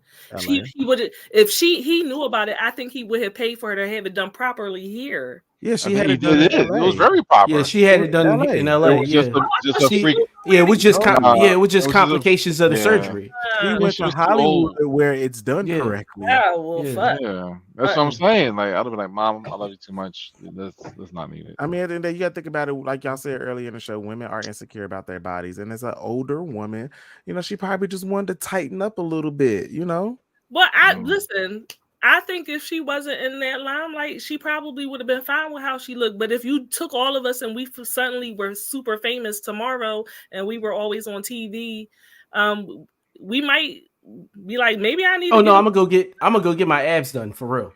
Like, I'm gonna go get my abs done. Like, I'm not doing another sit up ever. But I'm gonna be honest. I'm gonna try the natural way. I'm gonna hire one of Hollywood's top personal trainers if I become super famous. I'm like, hey, give me that.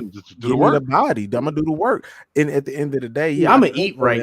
Yeah, the resources. I'm not running nowhere. That's what I'm saying. I can don't run. lay on the table and I don't want to go through the recovery process. Just want to get a trainer. That's my issue. I want to get LASIK, but I don't want to go blind. So fuck LASIK. Yeah, I don't want to go through the recovery process. In my eye. I'm gonna just do the natural way. See, I'm different. Like again, as a bigger person, and I don't want to say moments of weakness as a disrespect because everybody has a moment of insecurity, right? But in those moments of myself where again, I always see myself as gorgeous, love it. I don't got no issue. However, those moments every so often you get it. And I'm like, damn, I can go get surgery. And then I'm like, one, it's going to cost a lot of money. Strike one. I don't like spending money unless it's what I want to spend it on. Two, the upkeep after. If you know anything about surgeries, if it's a basic surgery, you always have to get upkeep every like 3 to 10 years. I don't got that. I don't got time. And my dumb ass, I don't like going to doctors anyway. So I'm going to forget about it. I'm not going to force myself. What am I spending all that money for then? I'm not going to keep it up. Not going for that tune-up, girl. Look, I'm just happy the way I am. Just That's happy, right, happy. baby. That's what I'm I'm gonna talking give about. me a I'm gonna happy give for me you too. a forehead reduction. I'm gonna get a forehead I knew reduction. you was What's gonna wrong fucking with say that. Nah, All You're so that's stupid. how we got bangs. We just fix our hair. It's fine. Oh I'm no, good. I've got over that a long time ago. I got a bunch of brothers. I mean, I grew up with two of my brothers, so of course I got over that a long time ago. That's why Sorry, Miss Johnson. There was that's an why issue with I'm your roasting surgery. But Craig. I'm with you, Instead Baz. of a though. 5 hit, we gave you a 6 hit. Yes, If I Oh can't no. I ain't naturally. These abs is getting sketched. I'm sorry. absolutely. Like Just why? sketched. I can't. If it can't happen If it naturally, can't Some happen cold, naturally, cold man, body listen. sculpting. like yeah, if Yeah. it's taking too long, like I I just was made somebody curious. progress today. They did a 5-year period, Say and I was body just by like, Jake. yeah, but it took you 5 years, so that's I was long. eating ice cream while doing it. Say body by Jake. All right, so let us move on to our last topic of the evening, okay? Oh wow. And I thought that this was Oh, that's right. It's 10 o'clock. Yeah. yeah. It flew by, right? And it's still late. technically we could I do need to watch that do a whole interview again. No I more thought left it was Umar. interesting. They got into a discussion about colorism, and I mean, we could have the typical conversation about colorism. Like we've all heard that before, right? I hate it. Jess, can you please play the light-skinned men video? In terms of the masculinity, in terms of him being able to assert himself as a man, he felt, or light-skinned brothers can feel, that they are sometimes treated like they ain't got enough swag because they're light-skinned. Absolutely. I just heard this for the first time a couple months ago, and I never heard it before that, but brothers told me that. I never knew that. That people thought light-skinned guys were weaker soft. Because when I look back in middle school and high school, a lot of the bullies were light-skinned. You know what I'm saying? So I didn't know that the light-skinned brothers felt that they were kind of viewed as soft. I never saw it. That's a running but light skin. but I did hear this. Yeah. Now you're a lighter brother. I'm gonna put you on the spot. Running light skin thing, like, oh, you acting light skin. Yeah, that's the thing. That's light skin behavior. Yeah. Okay. And you get that from women and men. But that's with the colorism. Yeah. I've heard that. But what about your masculinity? Growing up, did you feel that you were viewed as softer or weaker because you were lighter? So I thought that was interesting, right? We always had conversations about with light-skinned women versus dark-skinned women, right? We have that conversation all the time, but we don't necessarily focus on the light-skinned men versus dark-skinned men and how they may feel differently and how people view them and the things that we say, the negative things that we say about light-skinned men, right?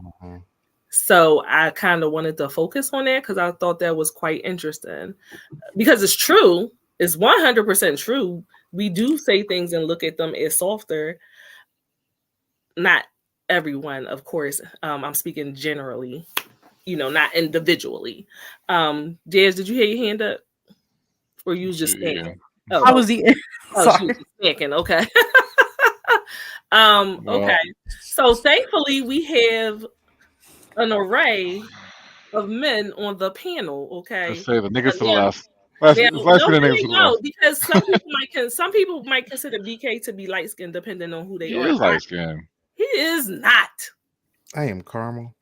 Thank you. See, colorism. But Cardi think everybody light skinned. He think I'm light skinned. I'm not fucking light skinned. So I can understand a lot of people do call me light skinned because when Right.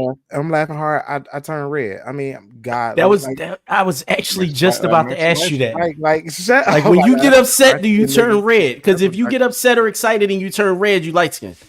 But no, okay. So let me tell you something. I'm one of He's those. not. I say I'm caramel because I'm Right. only light skinned like chest up. At the end of the day, I got a dark skinned dick. I'm brown on my stomach. And Oh, I mean, thighs shit. I got a dark skinned dick. I'm light skinned.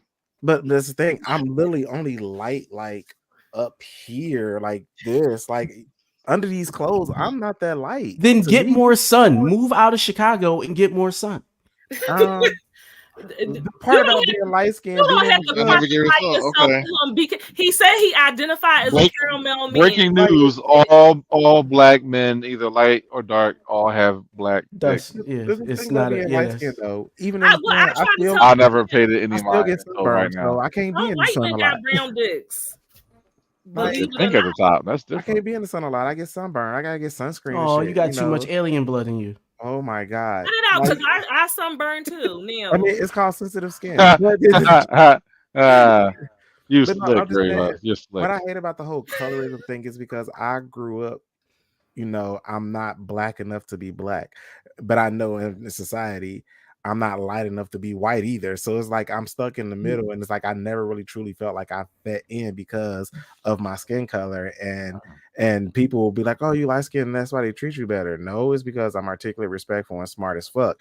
And it is a stereotype that dark skinned niggas are dumb, they're violent, they don't have respect and stuff like that. And it's like, no, there are some black blue niggas that I know who are respectable, smart, and but they're still violent. Can't say they're not violent. they're being portrayed as that's society's portrayal. That's racist. I don't know any dark skinned men. I don't know any that's men I don't know any men my complexion or darker who don't have a violent streak. I know. I can introduce you. That's messed There's up. a lot of them. Yeah, get out there. Get out more. Yeah, There's a lot of soft dark skin niggas. There's a lot of soft dark skin niggas. No, I'm not saying they're not soft. I'm saying that they still have a streak. Nah. The history of violence is horrible. Okay, so Carty, have you Answer. I blame Eldebars and Drake. Have you ever personally Like, no. have you ever personally experienced going through that, like where you had a stereotype placed upon you because you are light? No, because I'm fucking Cardi. I'm awesome. And you're like 6'7". Like, yeah, like I got it. I got it all. So yeah, like you's a big ass nigga. Well, like, I can't say what have I seen. You ain't see his high school picture. Oh, I'm very light skinned and lanky. No, I'm just you ain't see his high school pictures. Very light skinned. It sound good now. It got me where I needed to go. Yeah, but I'm saying, have you ever, even if you don't feel like you personally went through it, have you witnessed it? I have witnessed it growing up, especially for those who were lighter than me and had mixed parents. The high yellows. The very high yellows are, you just came out white, but your mama black. So I've seen that, and it's definitely hurtful. I can see it, but fuck is kids. Kids are mean, but as an adult, I don't think no one really gives a fuck. Okay. You are what you are at this point in time. That's a lot. I wouldn't about light skinned people every day. What I'm afraid is folks who lash back out because they can't accept for who they are. Mm-hmm. And that's what I'm worried about. Like the fucking the good old boys. You see, oh, he's a black guy with a fucking flag on his chest and saying "South will rise again." Like, nigga, no, like you ain't one of them. No. Like you struggle with your identity, and it needs to be addressed. Bass, now you are on the opposite end of the spectrum. Yes. Do you happen to have any kind of, or as you were growing up as a darker skinned man, did you have any type of negative views towards light skinned men? I didn't have any negative views towards them. I had a lot of situations where they were the bullies, like he was, like Dr. Umar was saying. Like a lot of times in middle and high school, the light skinned guys were the bullies. And like I'm even thinking about like my high school best friend who, we're still like really, really close to this day. Like we're gonna be in each other's weddings type shit. Like so. But he's light skinned, and I think that, and we've talked about this. He overcompensated in high school when it came to he came off as a bully. So like even like survival. If we talk to any of anybody that was like under us in high school, they would say, yeah, you and Jeff, y'all was both bullies, and I'm like, nah, I really wasn't a bully, but I've hung with Jeff, and Jeff was a bully, I can't even front, but all my light-skinned friends, as far as the guys are concerned, were all overcompensators when it came to that. Like in my mind, at least how I looked at them, they all overcompensated in one way or another, to kind of like push past that particular stereotype. Okay. But yeah, I definitely think that they had to, do more, to prove their manhood, so to speak. Okay. I definitely am guilty of, falling into the making fun of light skinned people situation. You still do it. But Every light-skinned girl. You still do it. I do it to you. That's your name. I literally be like, "What's up, light skin?" Rockstar said, "I will never forget that pic of Shamar Moore laying on the floor, and they captioned it how light skinned men fall." There was a whole thing going around making fun of light skinned men for a Like long the time. Do pit y'all bull remember? with the beard. yes. We still make fun of Drake though. Lionel Richie. Everyone, yeah, I know somebody that was just making fun of Drake, and they was like, "I went to a concert and saw him up close, and I'm like, that is a white man." No. And they were like, "I'm." Him and Seinfeld are the same color. I need a next win. Oh, Mike, don't do that to me, Mike. Freckles, okay. As soon as he's talking about light skin, he come in too. I do, Mike. Now, you in the comments, and have I ever offended you? Because I do want to respectfully say, if I have ever offended y'all, I'm sorry. I don't mean it. Okay, I apologize. I don't believe that shit in a heartbeat. Sorry, let me Okay, ask you Mike. this. But also, like Mike, y'all don't know. I don't Double know. dose because he's I don't know ginger. Mike, but Mike is another one. He big as shit. Like y'all all towering over me. I'm like, I can't hurt y'all feelings. What? I can't even reach y'all. That don't even make sense. Light skin niggas cry. Carolyn said you offend me by saying you're not light skinned. Carolyn, I'm not. I am But just you're not like dark. DK. Apparently, that's what I've been telling her. She won't accept I her fate. identify as a caramel brown skinned woman. If you dropped her off in Haiti, they'll look at her like you don't belong here. That's not true. I blame my skin complexion on my Hawaiian side. So Now, have I had issues What about the sensitive based state? on my complexion? I actually have, and it's very weird. I have had that. I've had a light-skinned woman at work tell me that people treated me better because I had brown skin privilege. Weirdest shit I ever heard in my life. I've never heard of that. Neither have I. Neither have I. Brown So just saying reverse racism, like that shit don't exist. Yeah, I was about to say, is it like white guilt? Now, No. if you're saying But- brown skin is in Middle Eastern, yes, but black, no. But alternately, right, I've had a dark-skinned woman at work, like the same complexion as Bez, tell me that she thought that I was light-skinned. And I told her, I said, no, I'm not light-skinned. I said, I'm just brown-skinned. And she said, to me, I consider you to be light-skinned in my eyes. And what can I say? Like, I don't know what to say to her. So it's weird because I'm just like, I'm middle of the road. Like, everything should be cool. But black people do the brown paper bag. Depending on who's looking at, I've had a guy say that to me.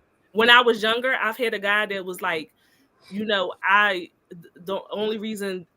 of the reasons I've dated you is because you passed the brown paper test. And I was like, what? And you immediately broke up with him, right? I was young. I was really, really young. She's like, yeah, I passed. I was like, no, I was in middle school. I was confused. I didn't know what it was because I was in middle school. So I was like, what the fuck is that? And then when I ended up finding out what it was, that was years later. What the fuck is brown skin privilege? That is something new that the white folks are now using to reverse the college affirmative action. Yeah, I'm about to say that's a reverse affirmative action shit right there. Yeah, that's what they're using it as. Oh, which is not fair. I'm like, why are you trying to reverse affirmative action? Like, oh, they had their time. Like, no, you had hundreds of years to go to school at the front of the line. Like, us having it for 60 years is not enough time. No, fuck out of here. I'm not satisfied. Your family donates money, you're still going to get in because you may be dumb as shit, but your family donates. Yeah, you're going to get in anyway. We're not taking your spot. We just want to go to school. Oh my God. Mike said you would be a white Caribbean girl. Oh my God. Rockstar, to answer your question, I am actually 5'7.5", but I always lie and say that I am 5'8" because I used to do modeling, and you need to be 5'8" to do runway work. So I should wear platform shoes. It is also a reason why I'm always in heels, Rockstar, and I got really good posture. Look like I'm pressing my titties out. It's an old habit. To look taller. Yeah, you hold yourself straight. But yeah, it's very funny. Things are perception. A lot of things are just perception in your experience. But I hate the fact that like being light skinned to some people is viewed as a negative thing. And I had to learn it when I had a daughter that was very fair skinned. My daughter is very, very light. And when she was a baby, she looked more like she was Jazz's kid than mine. Okay.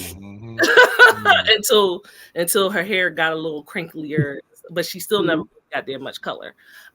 People would look at us. I turn on two different shades. I get darker. That's why I like going to the island most of the time. I don't like being in the cold because I get like real light skin and I hate it. Every winter, every cold time, I hate it. Because I'm not going to no tan salon or nothing like that. You'll see dark skin Carty in the summertime. Yeah, no. I love being that way. When I had my daughter, I had to really think about the things that I was saying in front of her because we say so many negative things about light-skinned people and it's accepted. And I was like, oh, I can't say this to my daughter. I was praying, like I literally was praying that my daughter was not going to be light-skinned. Even though her dad, she looked like her dad. And I'm like, I'm with this man and I don't want my baby to look like this man. I am the lightest out of I almost don't like this man. I am the light of the world. So we say things like, like people will tell me I text like a light-skinned person. Like, what? Wait, hold on. How do you? I never heard that. No. I mean, my head hurt. That light-skinned text. Oh, I get that. I could show you that text, right? Because what does that look like? Light-skinned girls don't text you back. Say K. They text you back like days later. I swear to God, I can show you right now. So because I was busy. No, that's just a pretty girl thing. Any pretty girl do that. Like, yeah, any pretty girl doesn't text you back. Because I just forget. It's just pretty girls with big foreheads. Like that's all of them. Busy. Y'all keep seeing me look down. I hate notifications. I respond. It takes 35 seconds to text somebody back. I'm like busy. You can literally just say like somebody texted me earlier today and I was literally in the middle of something. You know what I said back to them? Give me a second. That's it. Give me a sec. Something. Hold on. Just I'm acknowledging that I got your text message. Like, you know that. I got you. Because she asked me a question. Like, so I had to answer the question. But I didn't want her to sit there waiting on pins and needles until I got back to her. So I'm like, yo, was it a give me a deep conversation? Well, if you call, no, it wasn't. It wasn't even that deep. But I'm still the person that's going to respond when you text me. If I see that you text me, I am going to respond to you in that moment just to say, yo, I see it.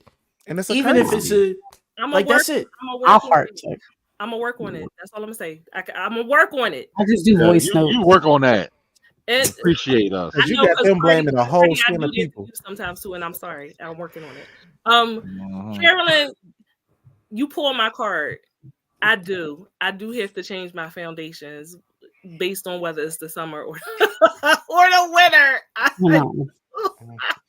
That's terrible. I had somebody say to me one day, they was like, "What's wrong with your face? Like, and I'm like, what are you talking That's about?" The worst. You got your winter shade on and not your summer shade. I was like, "There's nothing wrong with me. This is what I look like in the winter time. Like, what is?" It only happens to light skinned people.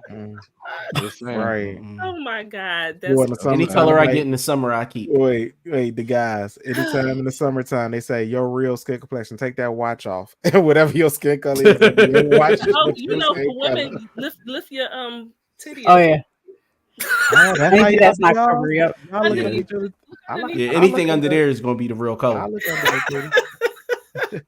Anything under there is going to be the real color. Yeah, it's really a thing. Wow. I think we need to be better. Yeah, we definitely got to be better as people with not saying negative things based on your complexion. Because I do think that it can be hard for light-skinned people, and my daughter in particular, because especially albino people. She her dad is her biological father is dead. So everybody she is around, nobody looks like her. They're all on their side.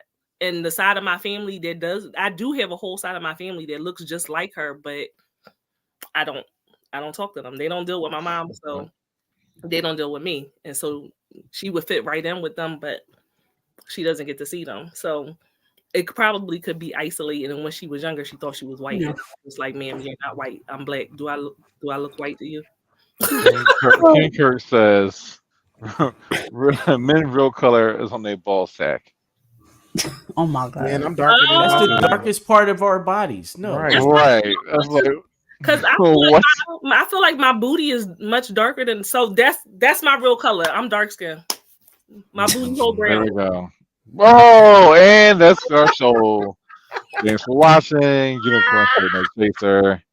I am the Cardi Experience. First of all, Mike, I hope you was watching the show the whole entire time and you ain't coming late because you should have been commenting. Okay, I'm glad that you're here and I hope you come back. King Kurt Live, where the hell you been in? Don't come in here showing up, trying to show out and cause commotion in the comments. I thought he was handling IG the whole time. No, that nigga was asleep. No, He fell asleep. I was trying to get in touch with him, and I'm assuming he fell asleep. Anyway. Other than that, he was just ignoring you, and he ain't that pretty. No, the little bouncing ball with people. You like Facebook will tell on you. You see my fucking message. I see the boop boop boop boop. Mm-hmm. Okay. All right. Me too, Carolyn. My areolas is my real skin color too. Yep, that one. Don't say that, because man, never mind. I know a few women with red areolas, so just. I mean, identify as. So anyway, guys. Red areolas. Somewhere down the line, we will do Relationship Wars Part 3. But we're gonna take a break because we got to get back to the debauchery next week, and deep dive into some weird sexual fetish that y'all will complain about, but you will keep commenting and watching because secretly y'all nasty and y'all like it. Okay. If you enjoy the shenanigans and the debauchery that we bring to you every week, please give us poor struggling content creators some stars. Okay. Just a little something. Please, I'm broke. I didn't get my W2 yet. Come on. I got mine. I didn't get mine. And if you on Twitch, give us some biddies and you might get some titties. Y'all gotta give up a lot of stars to get some titties, is all I'm saying. Carolyn says she wants to debate Bassine one of these days. So we're gonna do that, Carolyn. I'm gonna try to see if I can that might turn into a flirt. We're doing that nurse show, right? I want to put you and my other friend that's a nurse on here. I'm trying to think of something. Let my mind work. Let me cook and see how we're gonna figure it out. But I'll try to make sure that Bass is available, and that way y'all can go head to head. So let me why can't we be like partners and go like in the same direction? That's what we like. If she don't agree with you, get the. She want to debate you. She want to tussle. She want to tussle tussle a little bit. Yeah, like she's just gonna be opposite for no reason. Like, she enjoys it. Okay. Anyway. Maybe. Meow. She don't enjoy it enough to be poly. Never mind. If y'all missed, no, Carolyn is like very vanilla. I think she want to watch or something, but yeah, she a voyeur. That's what I heard. Carolyn, a little birdie for her. You like to watch? Can we tussle? Who wants to tussle? I mean, she said Rockstar wanted to. Listen. I mean, I'll debate anybody. Don't matter. Don't know any side. I don't know what's going on. We got Carolyn, we got Reva, we got Rockstar. It's a fight episode. Sal trying to fuck everybody. So this week, I don't even know. One thing for sure. That's that play fighting and wrestling in the bed and be like, No. I'm in the chat with her. She murder. She a little vanilla. She'll be nasty for her man, but that's it. Wow. I'm a suck up the uniform, so if she show up in scrubs, I'm folding. I'm sorry. This is true. this is true. This is absolutely true for me. Folding. You pull up in scrubs. Scrubs with her glasses on. Yeah, bruh. Yeah. Bruh. Oh my God. Listen, nurses and teachers. Bruh, GQ put out this article like probably like 2 decades ago at this point. But they put out this article that said that the most sexual women are all teachers and nurses. Because they're giving. Well, I feel like they're giving, they're nurturing. Like, yeah, I can see that. So they want to be taken care of. Yeah. Man, this shit's amazing. Let me stop. Nurses understand anatomy, so that's another. That and what's the other ones? I just like uniforms. I call them the women that try to save the world. The women that are in like mental health, social services, and things like that. Therapists, psychologists. Yeah, them too. Yeah, them too. Those are Pisces. those are professions that. Yeah, I was about to say Aquarius and Geminis tend to fill those roles. Pisces getting shitted on always, huh? Don't you That's put me crazy. next to no Gemini? They didn't Blame your other Pisces. qualify to be next to us air signs. Anyway. I'm a March Pisces, goddammit. That's the worst. That's the worst. No, we're not. February Pisces are the worst. February Pisces are the worst. All the Pisces that broke my heart were all born in March. Silence. It's Aquarius. We'll argue about this later. I'm defending my people. Some of them, not all of them. They're trash. Silence. It is Aquarius season, okay? All y'all other zodiacs is irrelevant right now. Y'all wait y'all turn, stay in your lane. Oh my goodness gracious, y'all. Pisces, you got next. You can do what you need to do. It was all good when it was Sagittarius season. We can look at fighting and arguing. Wait your turn, Curtis Aloysius Leroy Brown. Okay. Aloysius, what? Leroy. Come on, y'all don't know who Leroy is. She didn't say Leroy. She said Leroy. Leroy. That's how it's. I said Aloysius. Like what in the Willy Wonka name? Curtis Leroy Lavander Brown. Lavender.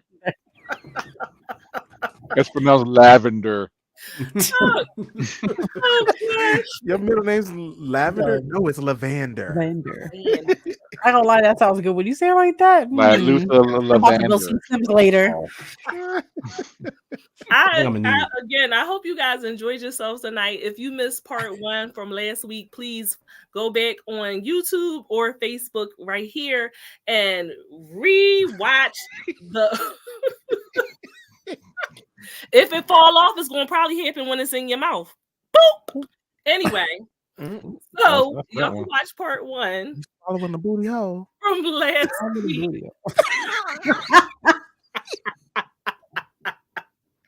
Okay. And catch us every Thursday, 7:30 p.m. Eastern Standard Time.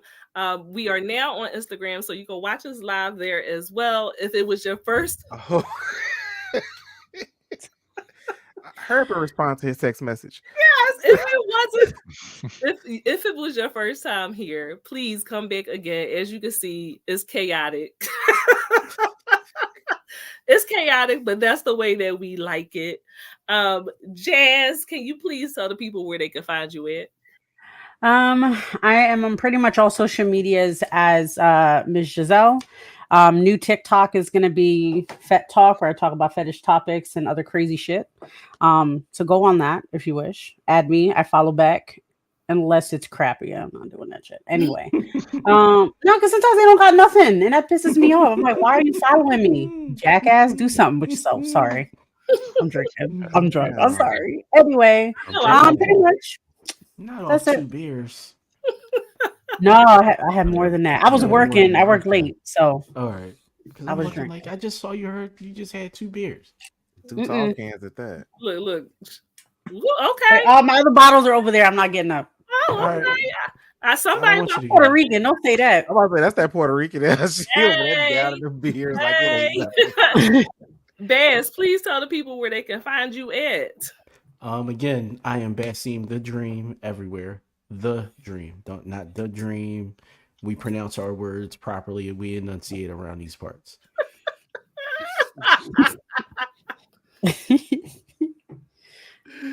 All right, that was it.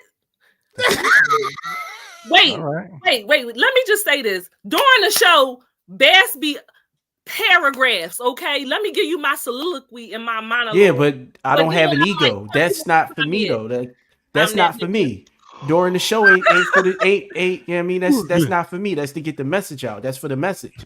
Whereas though this is all ego to me. Like this is all so like nah, I'm good. Like my ego ain't that big. Okay. She gave you that way man term from Low Down Dirty Shame. She said I love y'all so much. I really do. Where have y'all been all my life? BK, tell the people where they can find you at. can find me.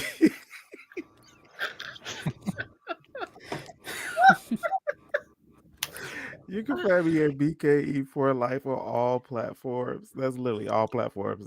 Everything. That's my name. Just go ahead and hit that follow button.